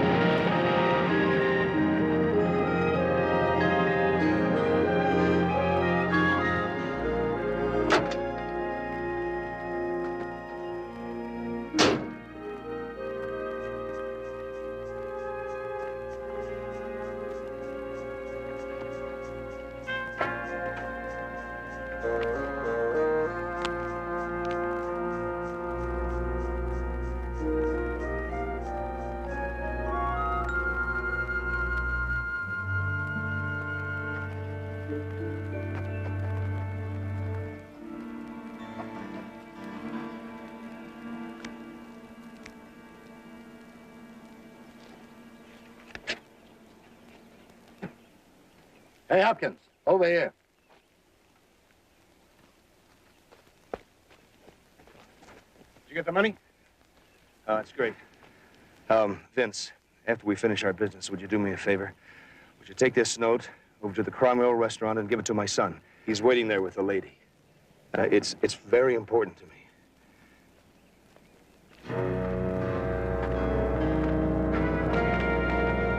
Fake! Hopkins. Oh, it's a nice sunny day. Relax. Smell the pretty flowers? We decided to give you a second chance, boy. Yeah, no questions asked. I don't want a second chance. I didn't want in the first place. But we need you. Reynolds, your plan is no good. Sure it is. Don, now that you're with us again, see, old buddy, you really don't have a choice here unless you're tired of living. Okay. Okay. Attaboy. You did the right thing. Hey, Vince, don't forget to get that note to my son, please. Sure, don't worry. Let me see it. Just a note he wrote to his kid. I said I want to see it.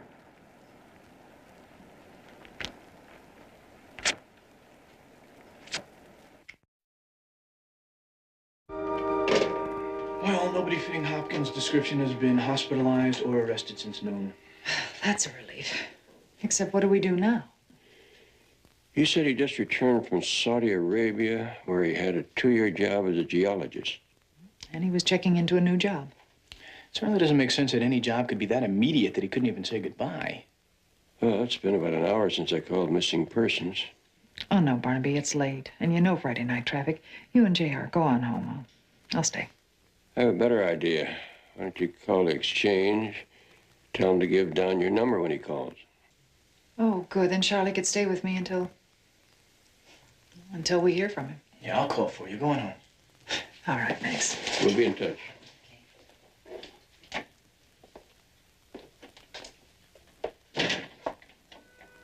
Still no word for him, right? Charlie, sometimes business deals can be very complicated. People talk, time passes. I'm sure your father will contact us as soon as possible. And if he doesn't, what happens then? Well, I'll tell you what's going to happen now. You are going to come home with me. And your dad can pick you up there, okay? It's okay. You don't have to bother. Bother? Charlie, it's no bother. Why are you doing it? Because your father's an old friend of mine. And you're a new one.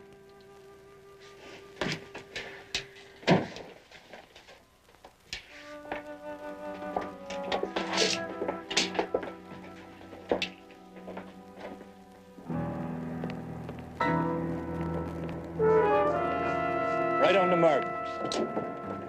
It's 335 feet from the rear of the building to the first window facing the vault. Let me see the map again. It's a waste of time. Well, maybe if we did a little more calculating before the San Diego job, we wouldn't have messed it up. Oh, well, all we needed was your little old secret weapon right here. Look, I did time for passing bad checks. It's not exactly like busting open a vault. Well, there's a first time for everything. All that demolitions experience you got in Nam, you could be the top soup man in the business. I don't like your business. Besides, I have a son to think about. All right, and this one job could take care of the both of you for life. It's time to get something to eat and then get ready. We're going at 10 o'clock when everything's nice and quiet.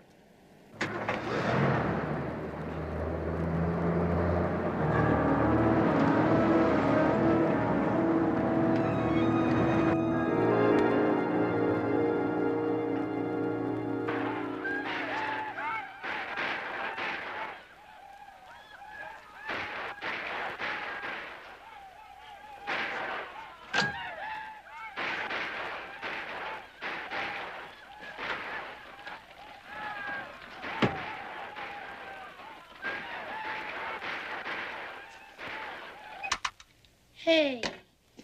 We interrupt this program for a very important news bulletin. Huh? Dateline Betty Jones' apartment. A very reliable source reports that Charlie Hawkins is having trouble staying awake. Who says? I do. And as it's my apartment, I get to make all the rules. You're not fair. Oh, I'm not, huh? I'll tell you how it ends in the morning. I've seen it 5 times. There we go. Well, that is a nice, cozy bed. Well, Dad says to be nice to you. Oh, he does, huh? Hey, wait a minute. Wait, out. Don't you usually take off your clothes before you go to bed? Not in a sleeping bag. This isn't a sleeping bag. All right.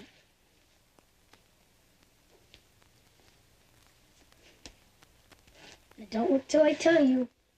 All right.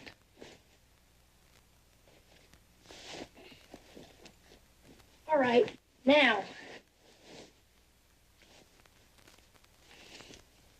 Okay. Betty? Yeah. How come you don't have kids of your own? Well, I was married once to a wonderful man. His name was Hal. We wanted children. Lots of them. But he died. And so it just didn't happen. Do you miss him? Yes, very much. I guess missing people is just something you gotta get used to.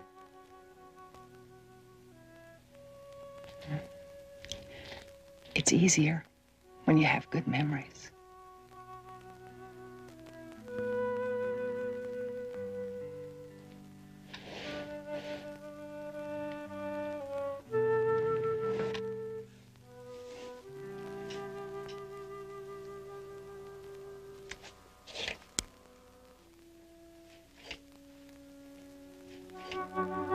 Betty. Good night. Good night, Charlie.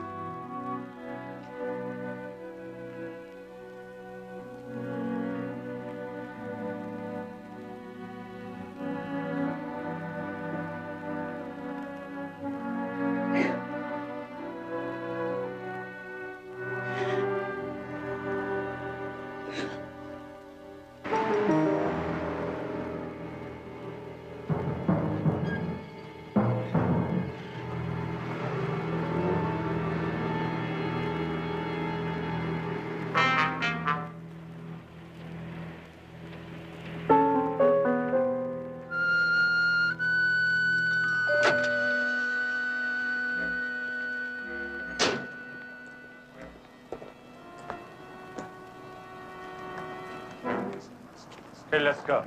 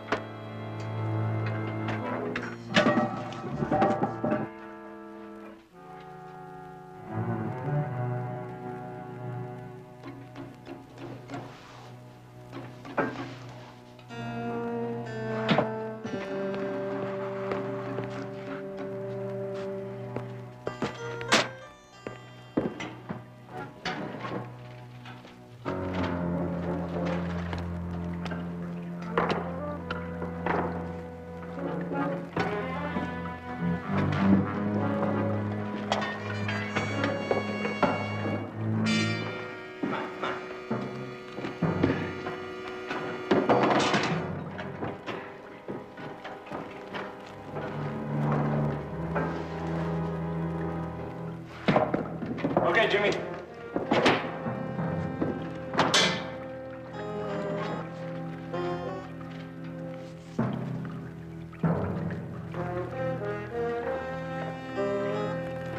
This way. You stay close and follow me. Come on, come on.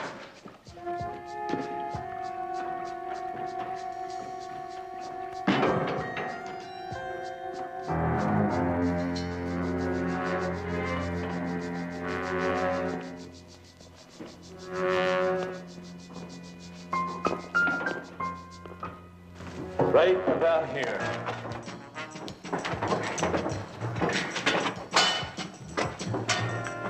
Let's go to work. Come on, Hopkins. You're going to get your hands dirty. I'm the specialist, remember? You just break through the wall. I'll take care of the charge. Besides, I have equipment to check out. Dynamite caps, wiring.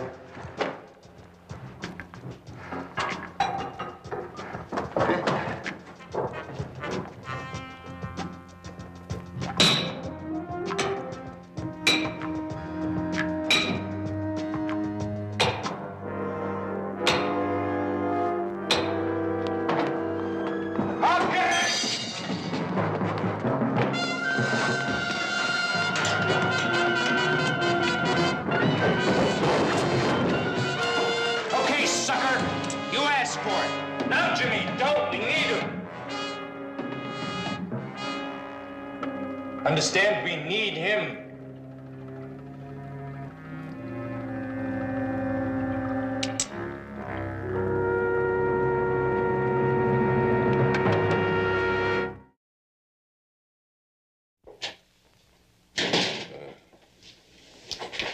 I see. Well, thank you. Anything?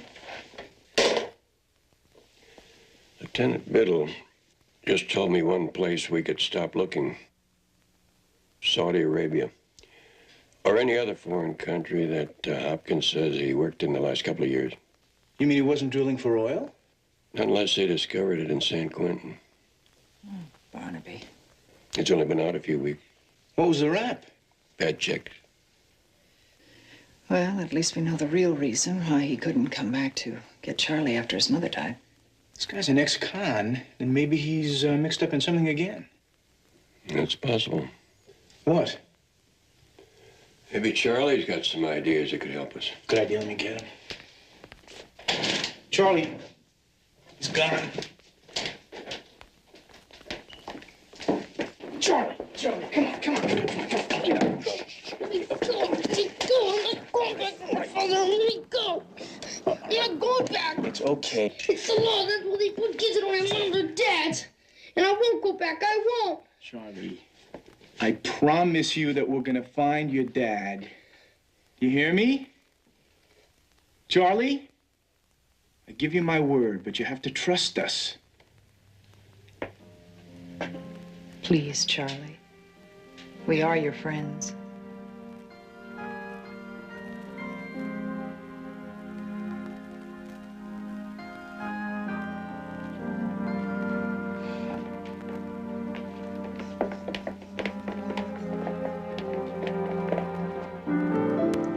These business appointments of your father's, what kind of business?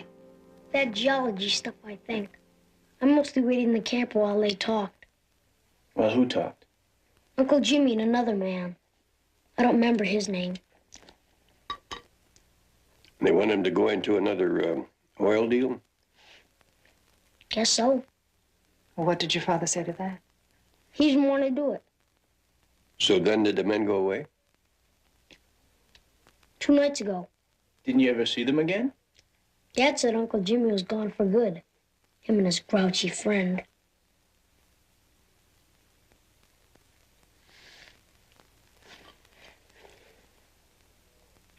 Good work, Mr. Detective. Now, why don't you go check out the lab, see if there's any more cookies in there.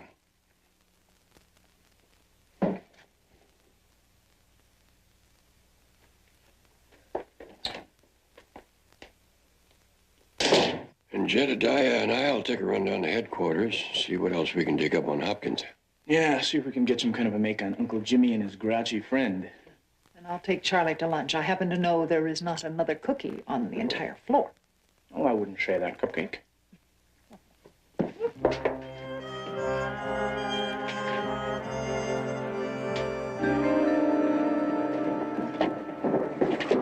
Yeah, okay. Yeah, that'd be about it. All right, specialists, do your stuff.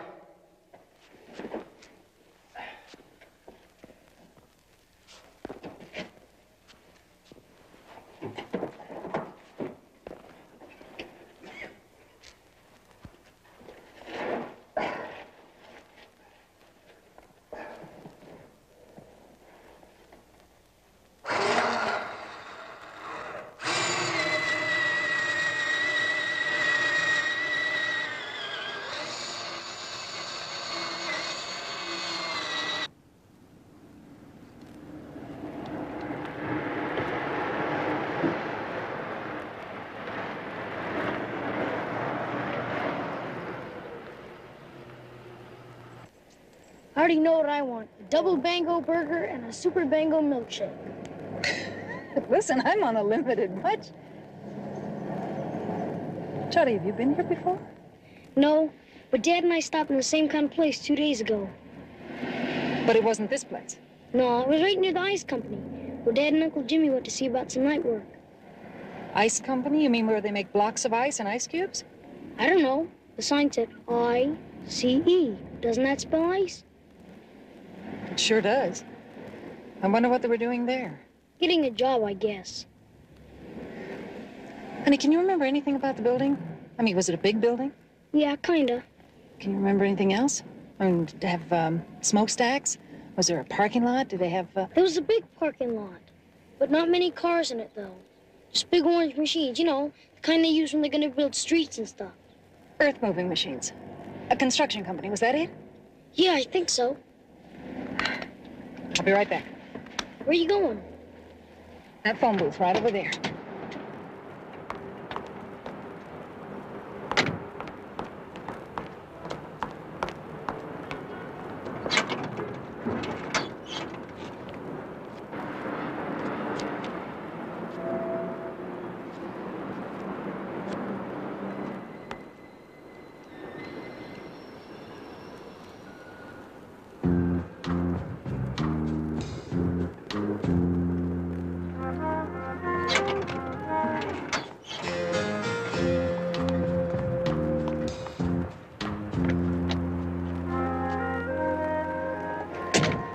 Does the International Construction and Engineering Company sound familiar to you? Yeah? I think.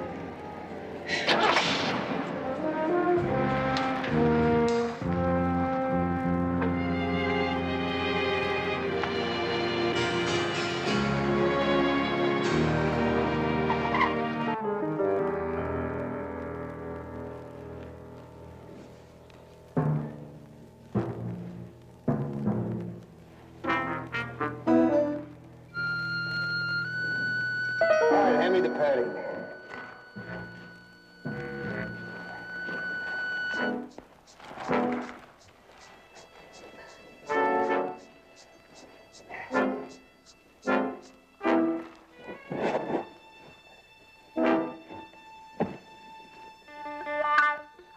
All right, that's it.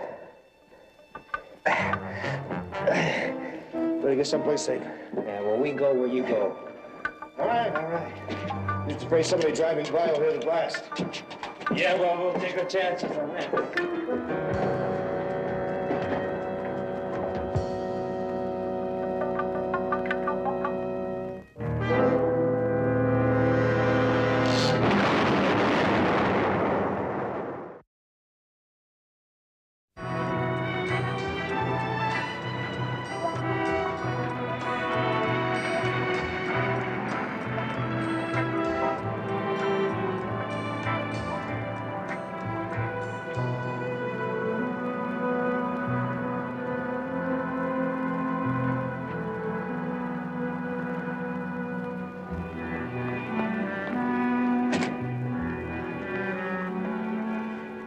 Yeah, this is the place. Hi. Can I help you folks? Oh, well, I hope so. I'd really like to talk to your director of personnel. We're trying to locate a couple of friends of ours who applied for a job here a couple nights ago. I was hoping maybe I'd get an address off of one of the applications. Night, did you say? Yes, Thursday night. You got the wrong yard, ma'am. This place closes promptly at 5 o'clock every day. And it sure couldn't have been Thursday night, because that was the night of the robbery. Gee, what robbery? Oh, some thieves. They broke into the warehouse. 3 of them, they said. They stole some digging tools and some dynamite. Well, I'm sure it wasn't done by any of my friends. I'm sorry to have bothered you. Thank you very much. That's quite all right. Oh, would it be all right if I used your phone? Sure. Help yourself. Thanks a lot. You're welcome.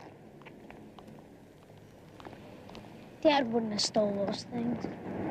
Of course not, honey. Maybe that's what happened. Maybe he saw the robbers. Yeah, well, maybe that's just what happened.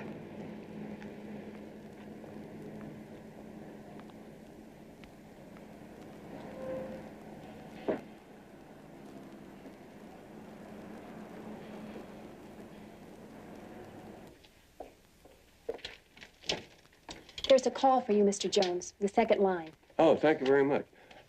When does Lieutenant Biddle come back? Oh, when he's called to the inspector's office. Sometimes we don't see him for weeks. Well, when you talk to him, tell him thanks for the courtesy. Barnaby Jones. Thank heavens I found you, Barnaby. I think I pinpointed one of those business appointments Don and his friends had. Yeah, where? I think they broke into a construction yard out here in Burbank a couple of nights ago. Stole some digging tools and dynamite. Does that make any sense to you? It does when you put it next to something Jedediah just dug up about Hopkins. Seems he was a demolition expert in the Army. His last cellmate at San Quentin was a bank robber named Jimmy Dorset. Uncle Jimmy. Yeah, it could be. Dorset and another ex-con are the prime suspects in an attempted bank robbery in San Diego a couple of weeks ago. They used too much explosive and botched the job. Oh, no. Don's with them, and it could mean they're planning another bank robbery. Yeah, it could be. Jedediah and I are finished here. We'll see you back at the office? All right, we'll see you there later.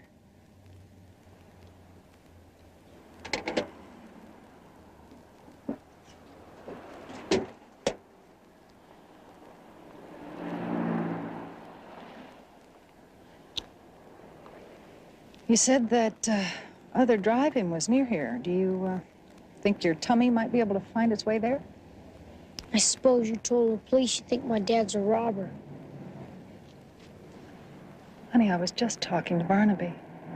I suppose you told him. Only that maybe, just maybe, your father's mixed up with some very bad men. And we think it's very important that we find him as soon as possible for his own good. Will you help?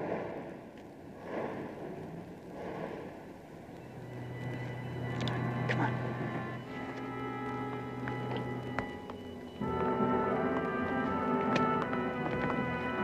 Charlie, did his Uncle Jimmy ever mention anything about a bank? No, he never talked about that. But he took me to this coin place once. And he took me up to this lady and asked her a lot of questions. About what? He said he was going to buy some coins for me, but he never did. You wouldn't by any chance remember the name of the coin place, would you? No. Was it near here or far away? I think it was around here somewhere. I remember we passed the airport. Do you think you could find it? Yeah. Let's drive around and see if you can. Why? How's finding a dumb coin place going to help us find my dad? Well, I'll tell you, Charlie. Half the battle with the detective business is finding clues. And once you find one clue, it always leads to another clue.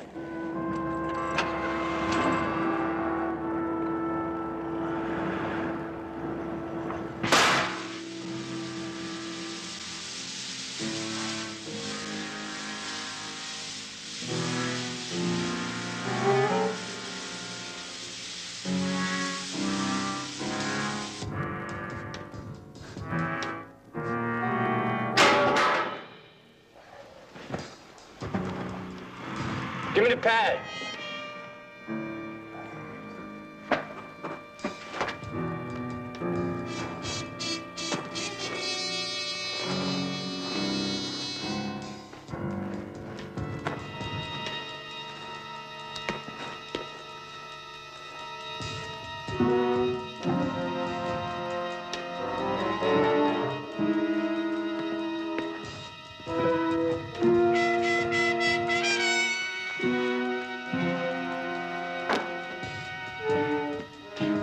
This is it.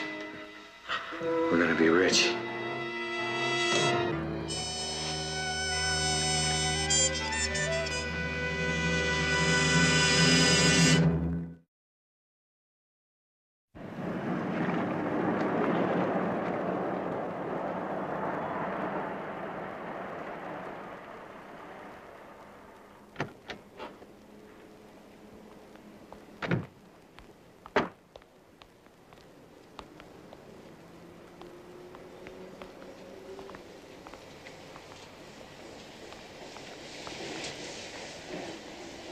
There, that's the place.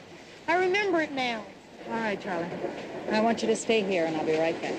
Why can't I go with you? Please do just as I say.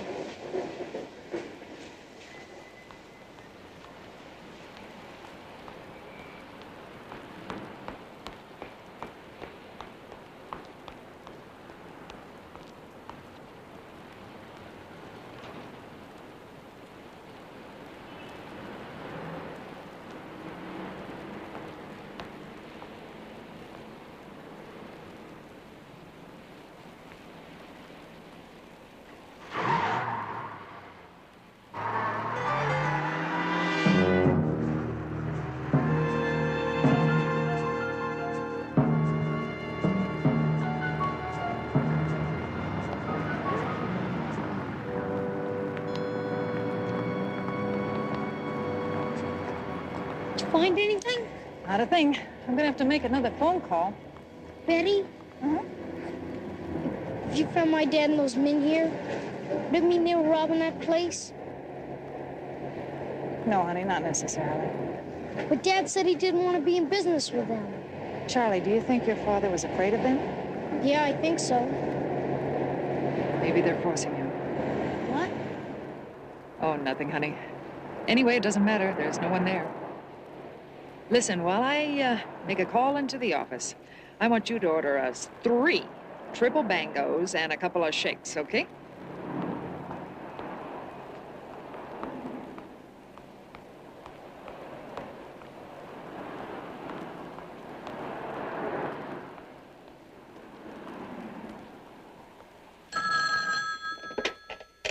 Barnaby Jones Investigations.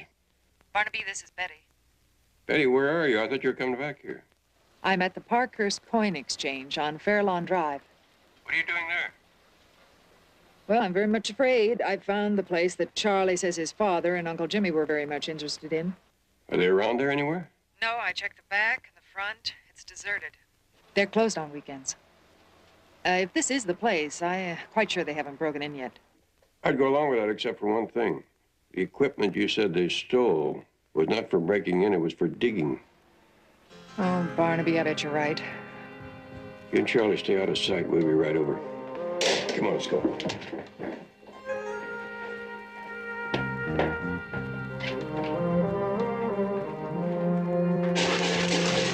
That's Pete! Why don't we take a break? Why don't we get out? The longer we stay here, the better the chances are of us getting caught. Who's gonna catch us? Nobody knows we're here.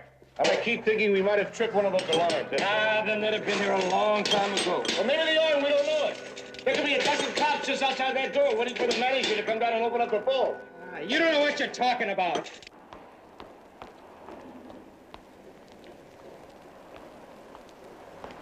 Excuse me, sir.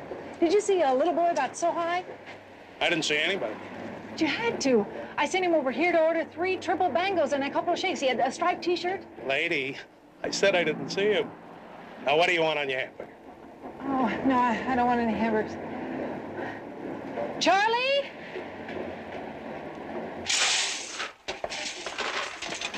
Yeah. That's it. We got enough. Let's go. Are you crazy? Look at all those. There could be millions in there. I don't care. We're not pushing our luck. Let's go. Okay. Okay.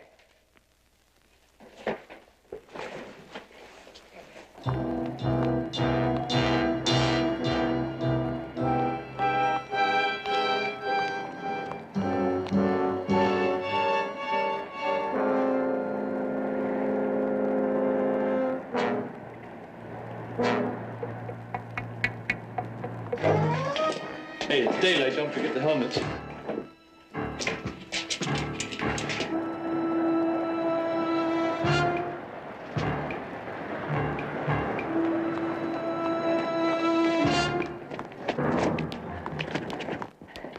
Charlie's disappeared. I can't find him anywhere. Where'd you see him last? Over there.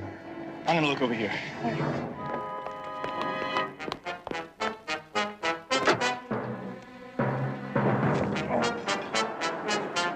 Okay, let's move it.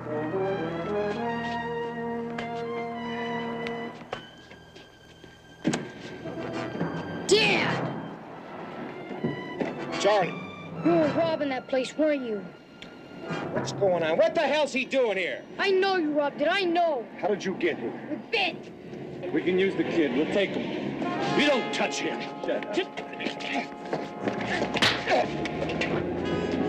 Crazy Hopkins. Charlie, get out of here! Charlie! Charlie, get out of here!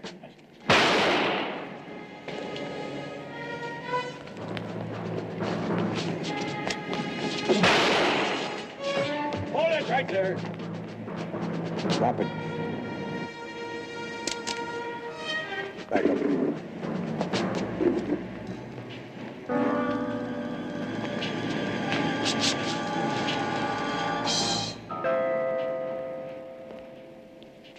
I'll get an ambulance.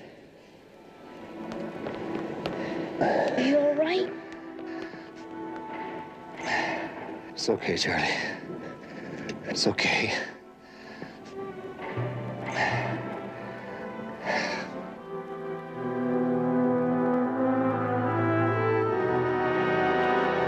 Will you be going back to jail now? Looks like I might not have to. Yeah, Barnaby's working on it, Charlie. That's right, Charlie. Those 2 men confessed that they forced your father to help them. And he may get a suspended sentence. And you two can pick up just where you left off. And Charlie, I'm never going to leave you again. I've never said that before. But I mean it. Sure, Dad. Well, you two have a lot to catch up with. We'll be moving along. Good luck. Thanks again.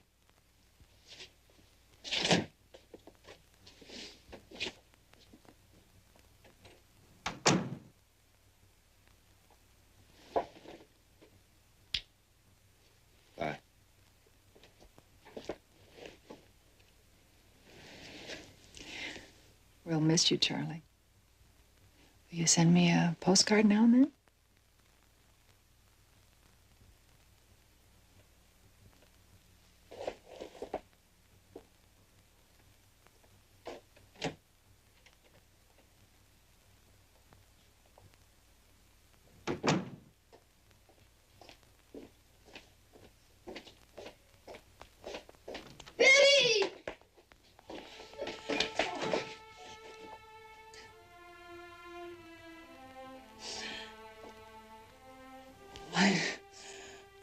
I know everything's gonna be just great for you now. You and your dad are gonna have a super life together. That is, if he doesn't decide to leave again. Oh, honey. That's what's been bothering you, isn't it? Well, don't you give that another thought. Because something very special happened out on that street today. I'd give anything if I could explain it to you. Your father offered his life for you. You can't love anyone any more than that.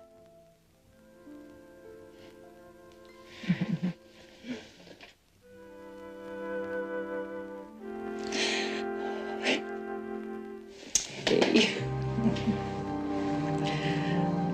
Don't forget those postcards.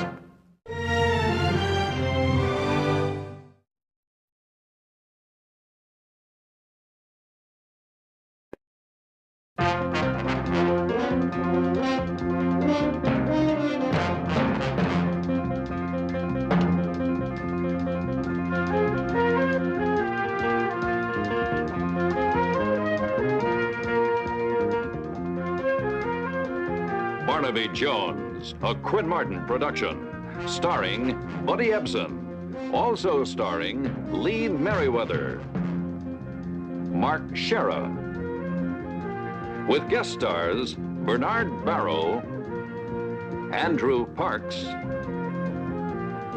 John Getz. Tonight's episode, The Scapegoat.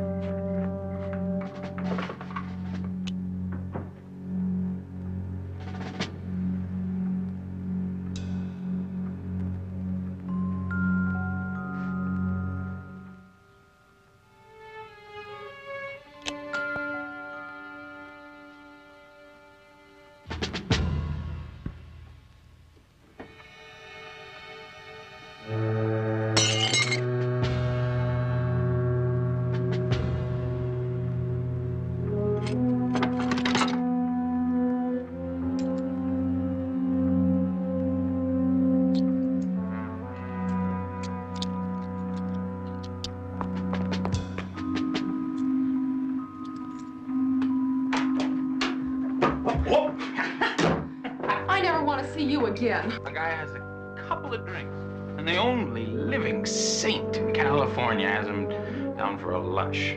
How about a nightcap? Nightcap? It's a lucky thing for you my parents are out of town. Otherwise, Dad'd break your neck. Junie, you don't mean this stuff about not seeing me again. Yes, I do now. Come on. Come on, get out of here. Gotcha. Oh, scratch me. It's just a little scratch. Johnny! Hey! Come on, Johnny! I love you. I'll see you in the morning.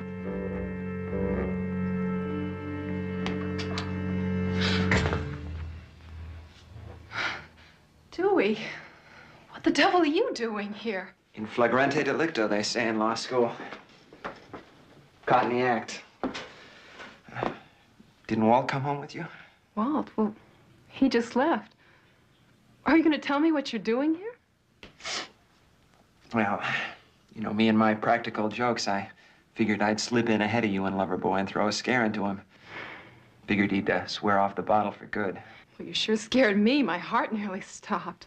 I'm sorry, hon. I figured we'd all get a good laugh out of it, but I guess I arrived too late. Wow. Between two goofballs like you and Walt, a girl could end up just... Dewey, what's going on? Wow. Look at that. We better check out the rest of the house, June. Looks like somebody's been breaking in. Oh, Dewey, it's you, isn't it? You've stolen Dad's coins. Hey, come on, June. No, it's true. Look at yourself. It's that stardust you're on, that coke.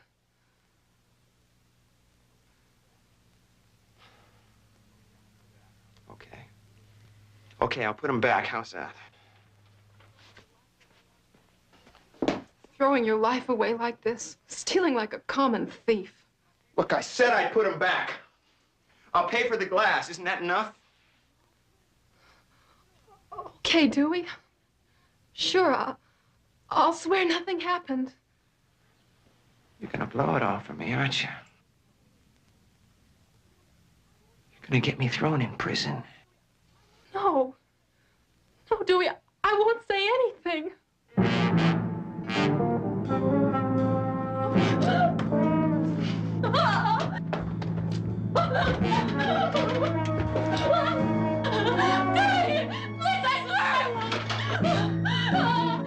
I'll die if they put me in jail.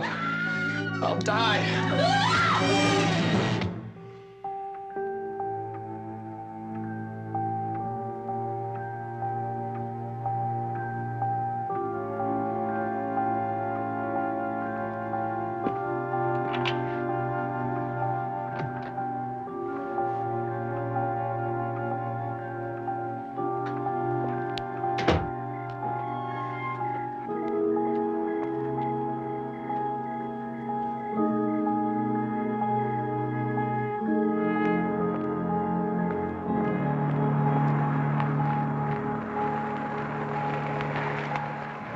Dewey? Hi, Dad. I thought you'd be home studying. Don't you have that property law exam coming up Monday? Yeah, Dad, I thought a little walk would clear the cobwebs. Jump in. I'll drive you home. Thanks.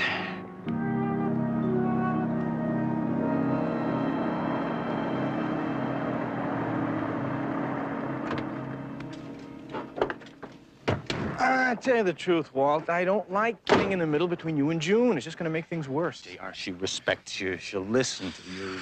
All right, but if I blow it, don't blame your attorney. Just tell her that I know what kind of a dummy I've been, all right? And I promise I'll stay off the booze as long as I live.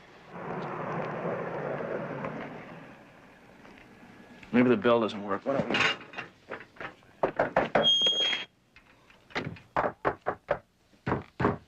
Hey, Walt, Oh, hi, Louise. why are you making all that racket? It's only 8 o'clock in the morning. You know, some people like to sleep in on Sundays. Yeah, look, June and I are supposed to go sailing with some of the gang this morning. Could you tell her I'm waiting? And tell her that JR is with me? Huh? JR? Yes. Sure.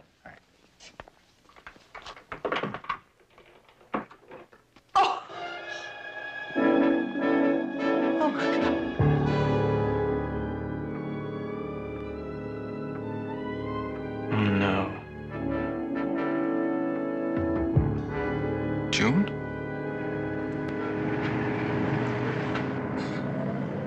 All right, Mrs. Dalton, thank you. Think of anything else, give me a call, huh? You can go ahead. Hi,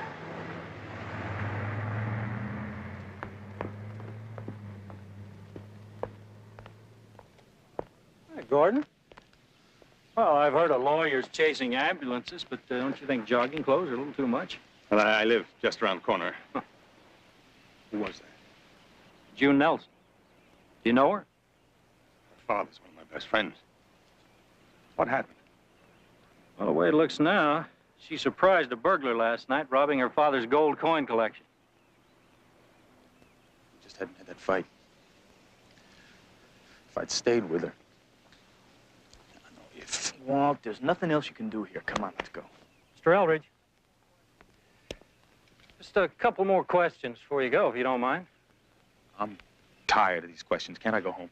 Come on, Lieutenant, give him a break. He was in love with her. This isn't exactly fun and games for me either, J.R. We haven't been able to find any sign of a break-in. You're sure Miss Nelson locked the door behind you after you left last night? Yes. I tried to get back in. If I had, maybe she'd be alive right now. Take it easy, Walt. Just one other little thing here. Mrs. Dalton, housekeeper, says that you and Miss Nelson were having a few problems. Fights about your drinking too much. Seems she told Mrs. Dalton that she was actually afraid of how violent you get sometimes when you're drunk. I could deck you for what you're thinking.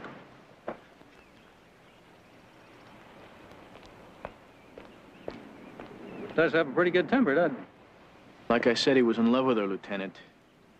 Yeah. Be with you in a minute, Gordon. Mr. Lassiter?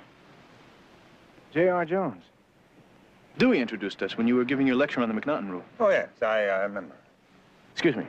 Walt, wait a minute.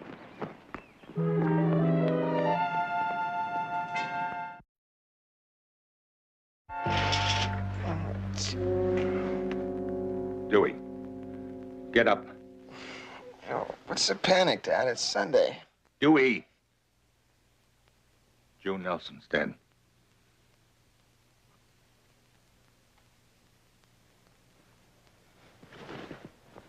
June's dead?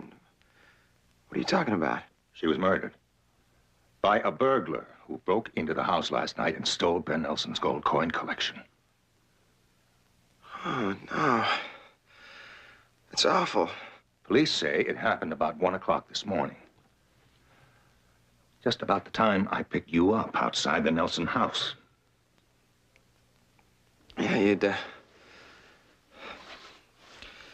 thought that when I was passing by the place, I would have noticed something. No. You weren't just passing the house. You were just leaving it. Leaving it? What do you mean, leaving it? Where is it? Where are you hiding it? Hiding what? Speedballs, gold dust. Coke. Whatever the hell you call that poison that's turned you into someone I don't even know anymore. I told you I wasn't snorting coke anymore. Didn't I swear to you I would never use that junk again, didn't I? Yeah, just like you swore you'd stop stealing to pay for the rotten stuff.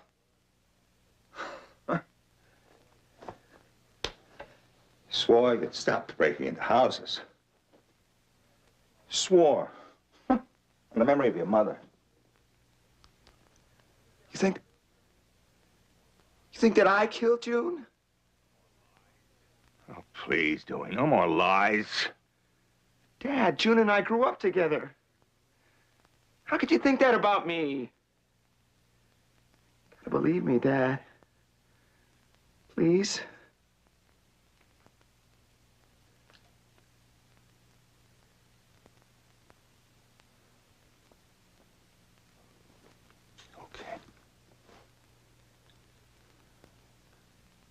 Okay, son. I'm sorry. I had to put it to you. I had to find out. Okay. Well, you better get dressed. Ben and Ellen Nelson are coming back from New York this afternoon.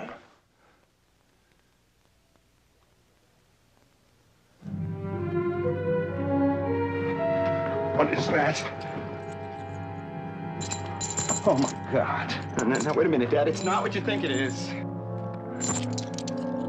These are by Nelson.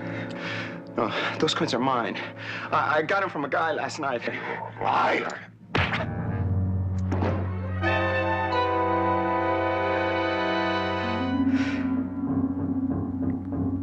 I didn't mean to kill her. I was only trying to stop her from calling the police. That's all. I panicked.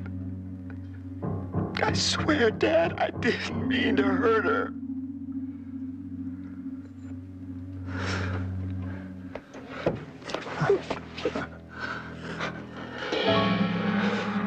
Oh, Dewey. What am I going to do? Help me, please, help me. I don't know how. You'll think of a way, Dad. You always do.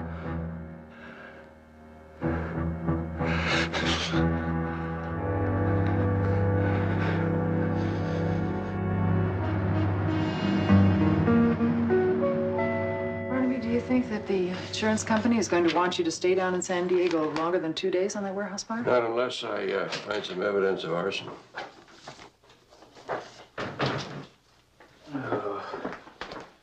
Well, Jedediah, you look like a fella who didn't do too well in his property law examination.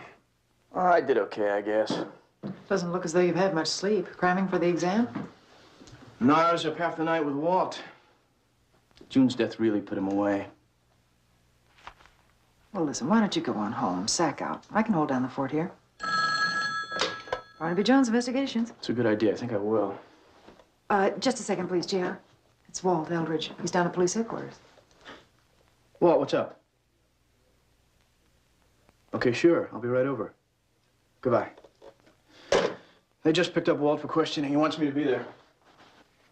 No offense, Jedediah, but don't you think he'd be better off with a full-fledged lawyer? Come on, Barnaby. Walt's a long way from needing a lawyer. Besides, half a lawyer's better than none.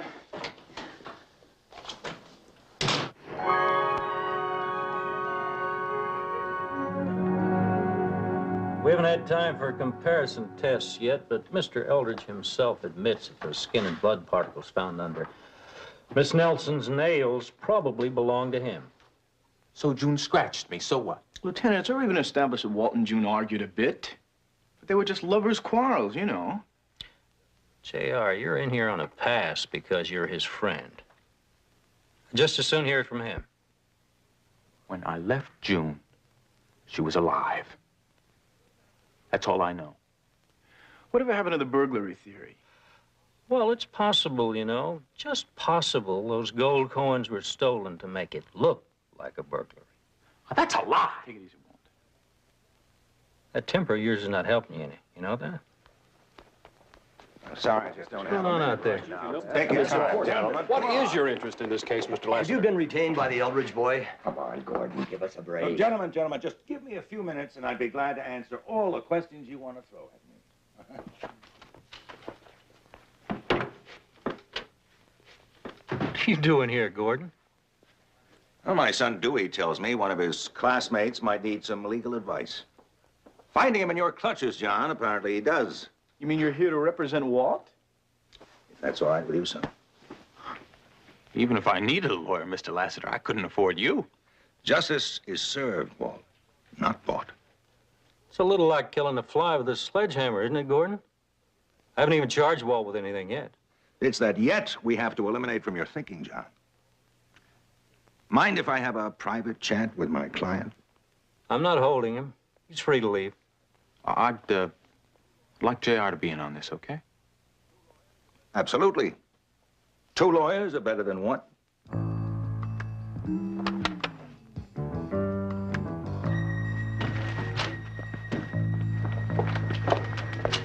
Lieutenant, I think you better start looking for that burglar again.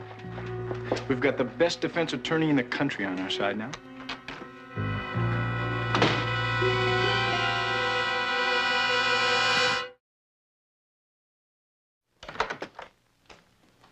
Mr. Lassiter, hello.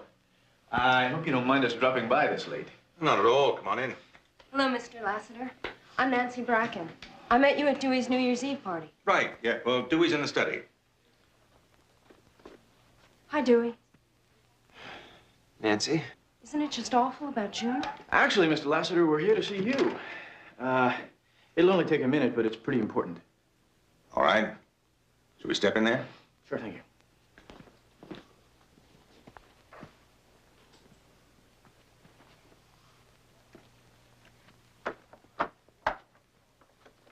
Well, JR, what's this all about? It's about Walt's temper. Yes. I've already cautioned Walt. The police think he might have killed June in a drunken fit of anger. Well, sir, I think we can take the heat off Walt by completely disproving that theory. Oh? How? With Nancy's help. She can tell the police that June was always threatening to leave Walt, and each time they just get back together again. Except the last time. It can be effectively argued. Not if we can establish a long-standing pattern of behavior. Nancy? It's true, Mr. Lassiter. Oh, June would tell Walt she'd never see him again, things like that. And they'd split up for a few days. Then one of them would pick up the phone, and they were right back together again. You see? I mean, why would the threat of a split turn Walt into a killer when each time things would turn out okay? The point's well taken. Nancy. I gather you knew June well. We were best friends. Well, did she tell you that she and Walt fought? Not just verbally. I mean physically. You mean like a punch-out? Yes, I'm thinking of a recent incident Walt told me about. Just a few weeks ago, June got jealous of a girl Walt was flirting with. Did she tell you she threw a beer glass at him? Yeah, sure. But throwing isn't like hitting. But the threat of violence is the herald of violence to come. Wouldn't you say? I don't know what you mean. Didn't June say she got so angry at Walt that night, she asked another boy to drive her home? Yes? Now, hold on, Mr. Lassiter. Nancy's on our side. Well, we'll see about that. Now, Nancy, in your own words, tell us what happened next. Walt got mad, too. And he told her to get out of the car. And she said no, that they were through. Now, what did June tell you Walt said to that? That he'd break her neck if she ever left. But he didn't mean it. He was always... That's enough. Now, wait a minute. You can't dismiss a good character witness like that. Let her testify to Walt's attitude at the time and his tone of voice. He said he would break her neck. Now, that's all the police or a jury, if it should ever come to trial, would have to hear. His attitude, his tone of voice. Irrelevant. All right, okay. I'll try and dig something else up. Don't misunderstand me, J.R. I'm used to working with my own investigators. Professionals who don't waste time developing leads that go nowhere. So, I'll try to dig up something else for you to do. Thank you for your help, Mr. Lassiter. Dewey? We'll find our way out. I'll be in touch, J.R.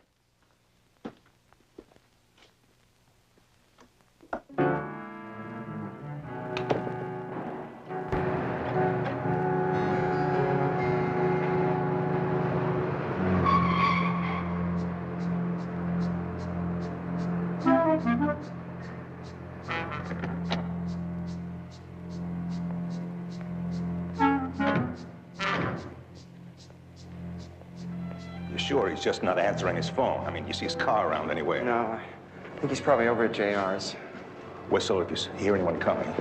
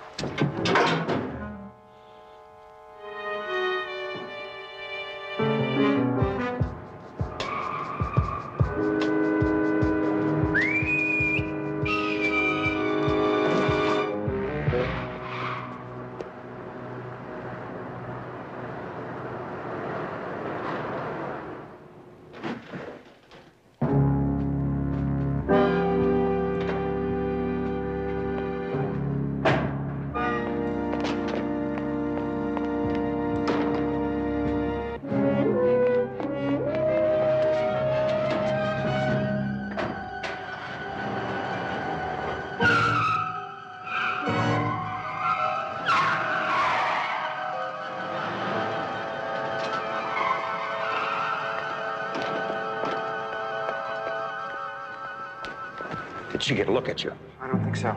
Let's get out of here.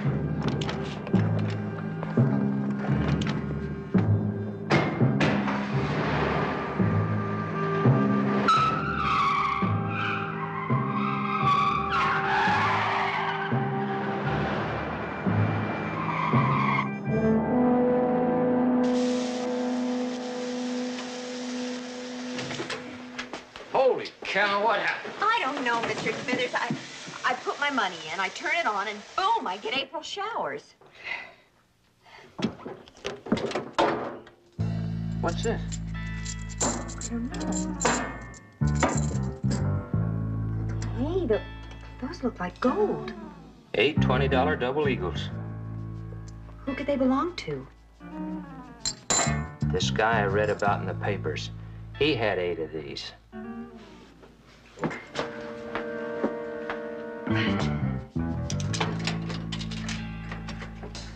Operator, get me the police. Well, Barnaby, I hate to drag you all the way up here from San Diego, but I don't quite know how to handle a living legend like Gordon Lassiter. Sure it's not a case of you being ticked off at Lassiter for pushing you aside? Well, I hope it is just my ego, if only for Walt's sake. That's all there is to it. After I left June that night, I came straight home sacked out. What about 2 Wednesdays ago? The night of the 17th between 7 and 9. Remember what you were doing then? Wednesday.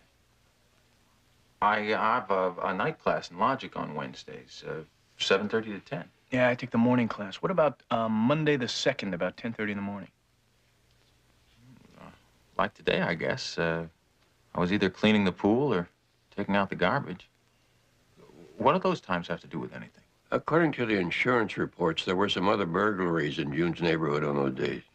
The idea is to pinpoint whether or not it was the same burglar.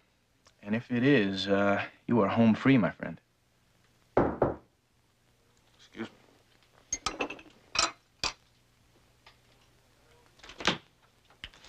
Mr. Eldridge, placing you under arrest for suspicion of murder in the death of June Nelson.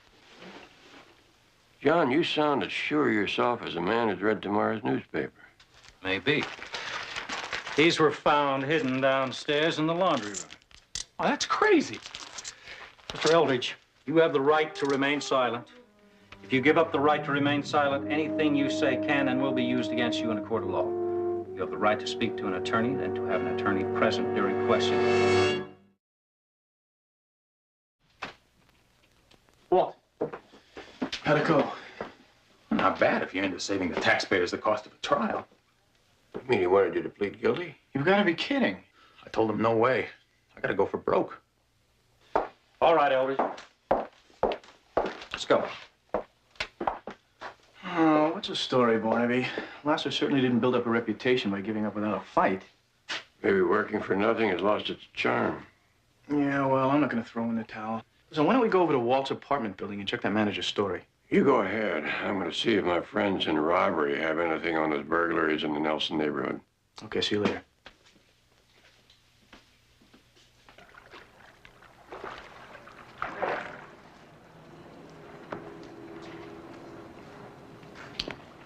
Beautiful. Beautiful. Me or the dive? Well, Cindy, diving is not one field in which I'm an expert. Uh-huh, you already know my name. That makes you an expert in picking up girls then, huh? Tell the fellas, you can't win them all. Wait a minute. I'm not trying to pick you up, honest. Adding insult to injury, huh? Bet you make a lot of friends that way. Look, my name is J.R. Jones. Your manager pointed you out to me, and I just want to ask you a couple of questions about the guys you saw in the garage last night. Why, you a cop? No, I'm not a cop. I'm a friend of Walt Eldridge. Oh. Walt's arrest have anything to do with this? It might. Do you remember what the guys looked like? Well, there were two of them. I didn't see much of the one who hid in the laundry room. And the other, I just got a quick flash of him ducking behind a car. Tall, short, fair, dark what? Kind of medium height, nice build, fair-haired. Could have been 22, 26. Do you think you could identify him if you saw him again? It's pretty dark. I don't know. Maybe. Thank you, Cindy. I appreciate it. And I know Walt does, too. Hey, don't go away thinking you have to lose them all either. Never entered my mind.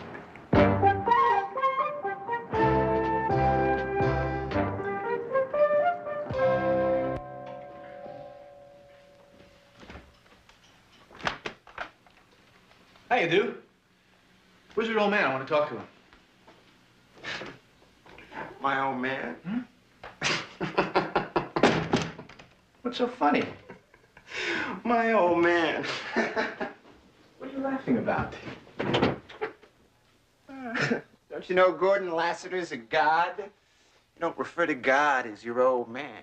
You don't just talk to him. You kneel there at his shrine and worship him. Dewey, what are you on? I guess I must have sopped up a little too much beer at lunch. Dad'll be home in a little while. What's it about? Did he tell you that Walt's been busted? Yeah, those coins. Dumb, wasn't he, leaving evidence like that around his own apartment house? I see. You two already have him tried and convicted, huh? Hey, now, wait a minute. Walt's my friend, too. But, those were the coins from the Nelson house. There's no doubt about that, is there? Which means that whoever killed June probably knew Walt, too, and knew that he'd make a terrific patsy. Frame? Why? If it's just some burglar, why would he go to all the trouble of hanging it on Walt?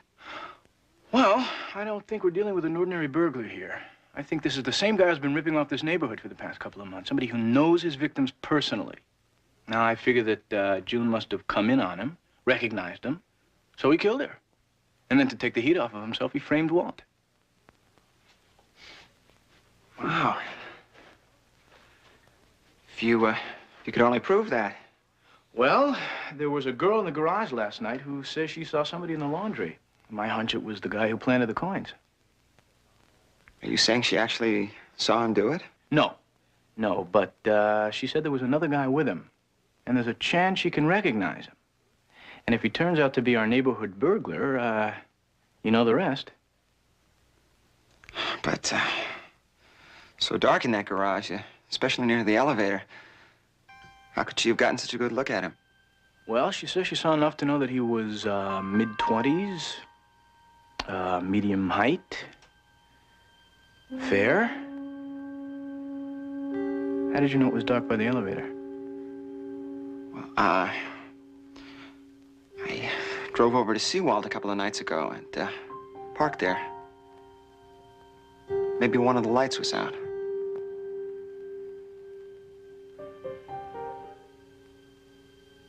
I gotta go. See you later.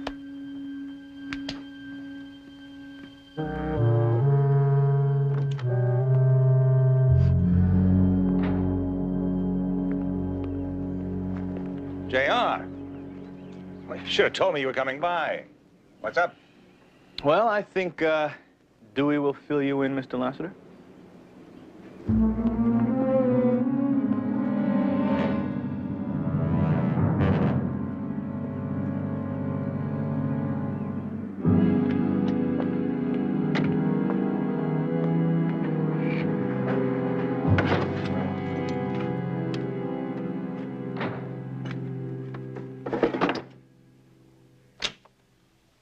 Why was JR here?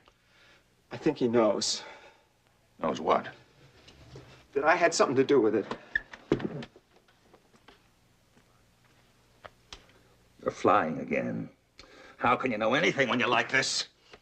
Famous Lassiter intuition, that's how. That girl in the garage last night.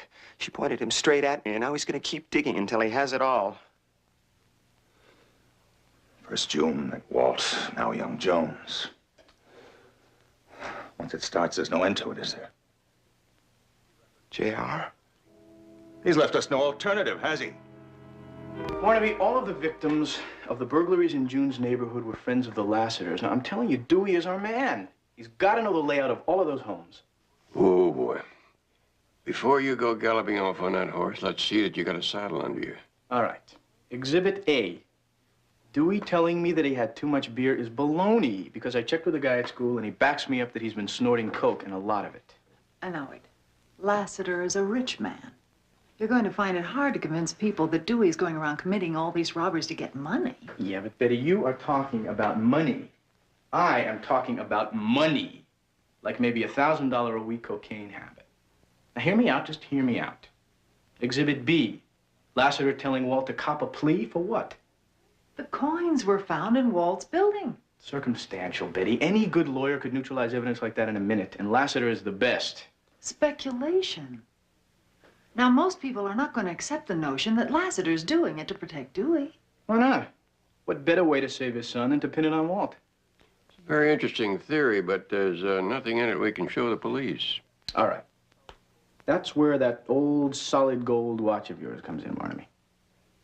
Are you speaking about my grandfather's gold watch? Look, I figured that Dewey had to have a fence for all the stuff that he's been ripping off from those houses. And I've been asking around. I've got this line on a guy who deals exclusively in the unique kind of collector's items that were stolen. Are you suggesting that we use my grandfather's watch for bait? JR, it's an heirloom. All right. It was just an idea. You know, I figured that the only way we could force Dewey's hand and get the evidence was to connect him to the burglaries through his fence. I hardly think that this sundial of mine here would impress anybody.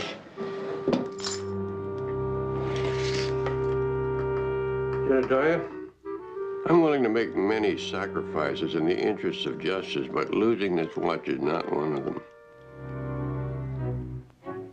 Barnaby, I promise you that I will take care of this. And if I don't, you can count on one thing. I'll kill myself. Thank you.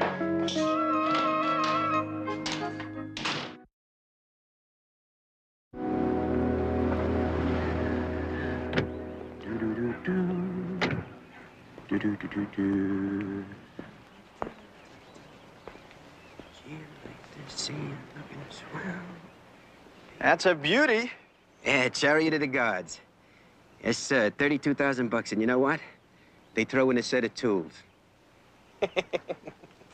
That's what they tell me. Easy Eddie is the classiest guy in town. Only deals in top quality merchandise. That's what they tell who? J.R. Jones. You know, I can see they're right. You're a man of taste and discernment. Yeah, my papa always told me, watch your pocket, boy, the minute they start saying nice things about you. Who is this stay that's spouting off with all those honeyed words? Guy I know at school.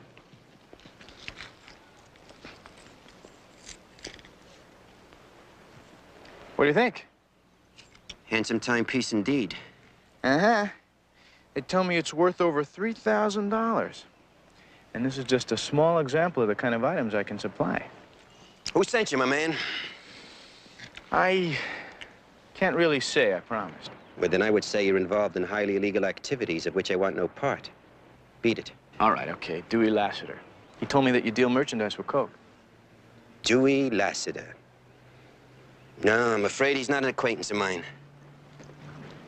Look, I don't need anything right now, but I'm telling you, in a couple of days, I'm going to really be hurting bad. Well, just in case I run into someone who might be interested, where can I reach you? 555-9134. You can call me anytime. If you got a pen, I'll write it down for you. Won't be necessary. Got it. Have a nice day. You too.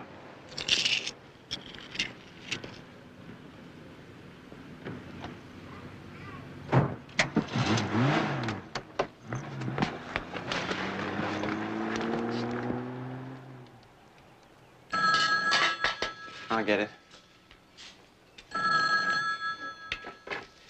Hello? Hey, Turkey, you know why they call me Easy Eddie? 'Cause I ain't. What do you want? Man, what the hell are you doing spreading my name around? I don't know what you're talking about. Yeah, well, some dude dropped by looking the deal, says you gave him the word. Who was it? I don't know, he knows you from school. J.R. Jones, he said. No, it's a setup. Stay away from him. What's the matter? Hold on. It's a fence I've been dealing with. It says JR's been to see him, wants to do business with him.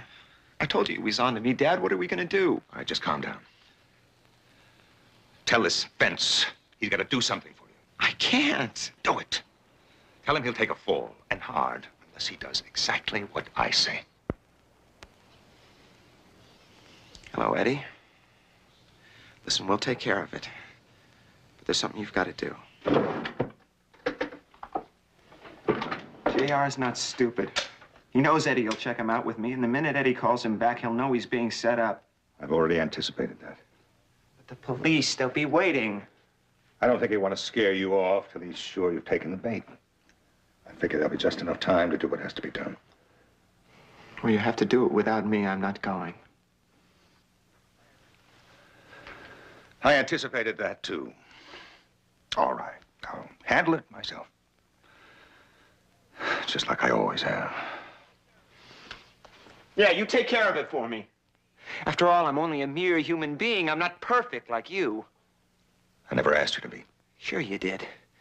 You wanted me to act like you. You wanted me to dress like you. You wanted me to be as smart as you.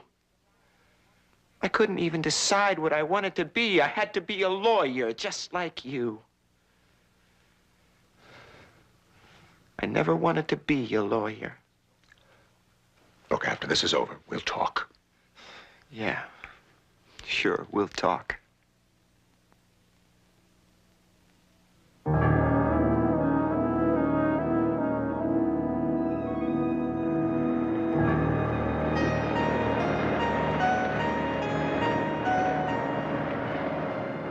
Well, there's the boys' camp, Barnaby. Must be where Eddie set up the meet. What do you think it's going to be, Barnaby? Dewey, his father, both of them, or is Eddie going to check me out again? Well, that's the thing about clever people. When they're desperate, you never know what to expect. Here, your tape recorder's loaded. All you have to do is turn it on, see? Yeah, okay. Now, give me a half a minute, and then go on around.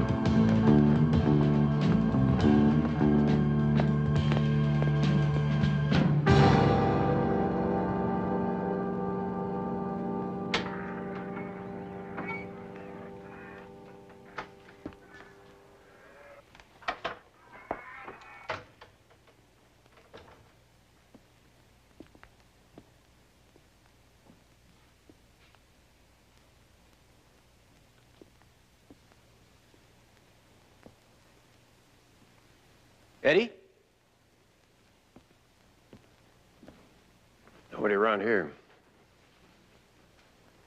Looks like we're going to have to do some heavy leaning on your friend E.G. Eddie. Let's go. Yeah, well, it was a long shot anyway.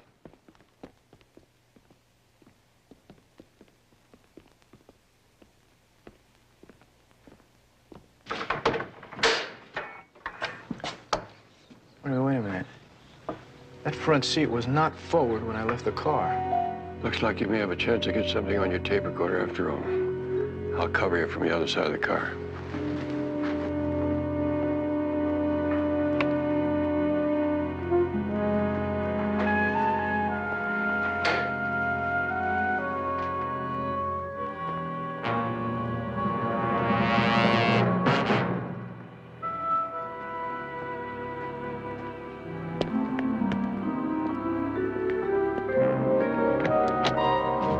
All right, get in, JR. You gonna take us for a little drive? I'm disappointed, Mr. Lassiter. I thought it would be Dewey.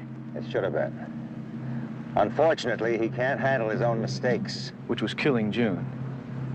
And yours is trying to cover up for him. He's my son. I'm doing what I have to. Get in. Dewey! Lassiter, get out and stop him. I don't want to have to shoot your son. Think I can't do it, huh? Well, I'll show you.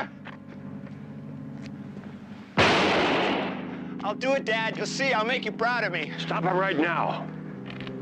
Dewey! No! Don't shoot! Get out of the way, Dad! No, no. Dewey. No. Just give me the gun. It's all over, Dewey. It is?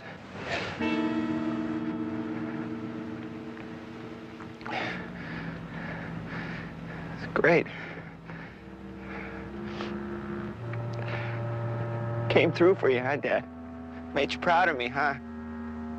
Isn't that what you wanted, Dad? To be proud of me?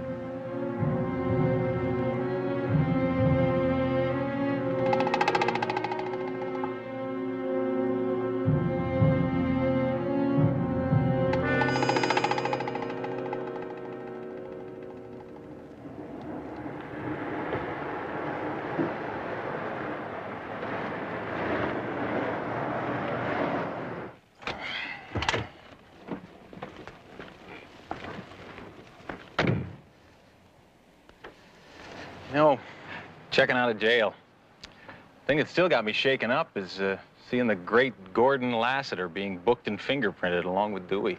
Well, if you think that's something, wait till you see the great Gordon Lassiter in court trying to defend himself along with Dewey.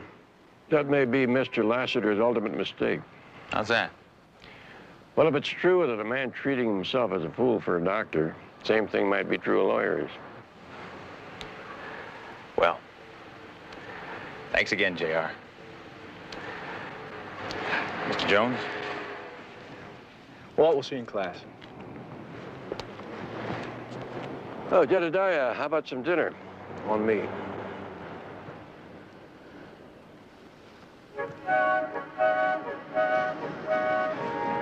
Barnaby, I'll tell you the truth, I just this minute made other plans for dinner. So if you'd like to join us, Cindy and I will be having pizza.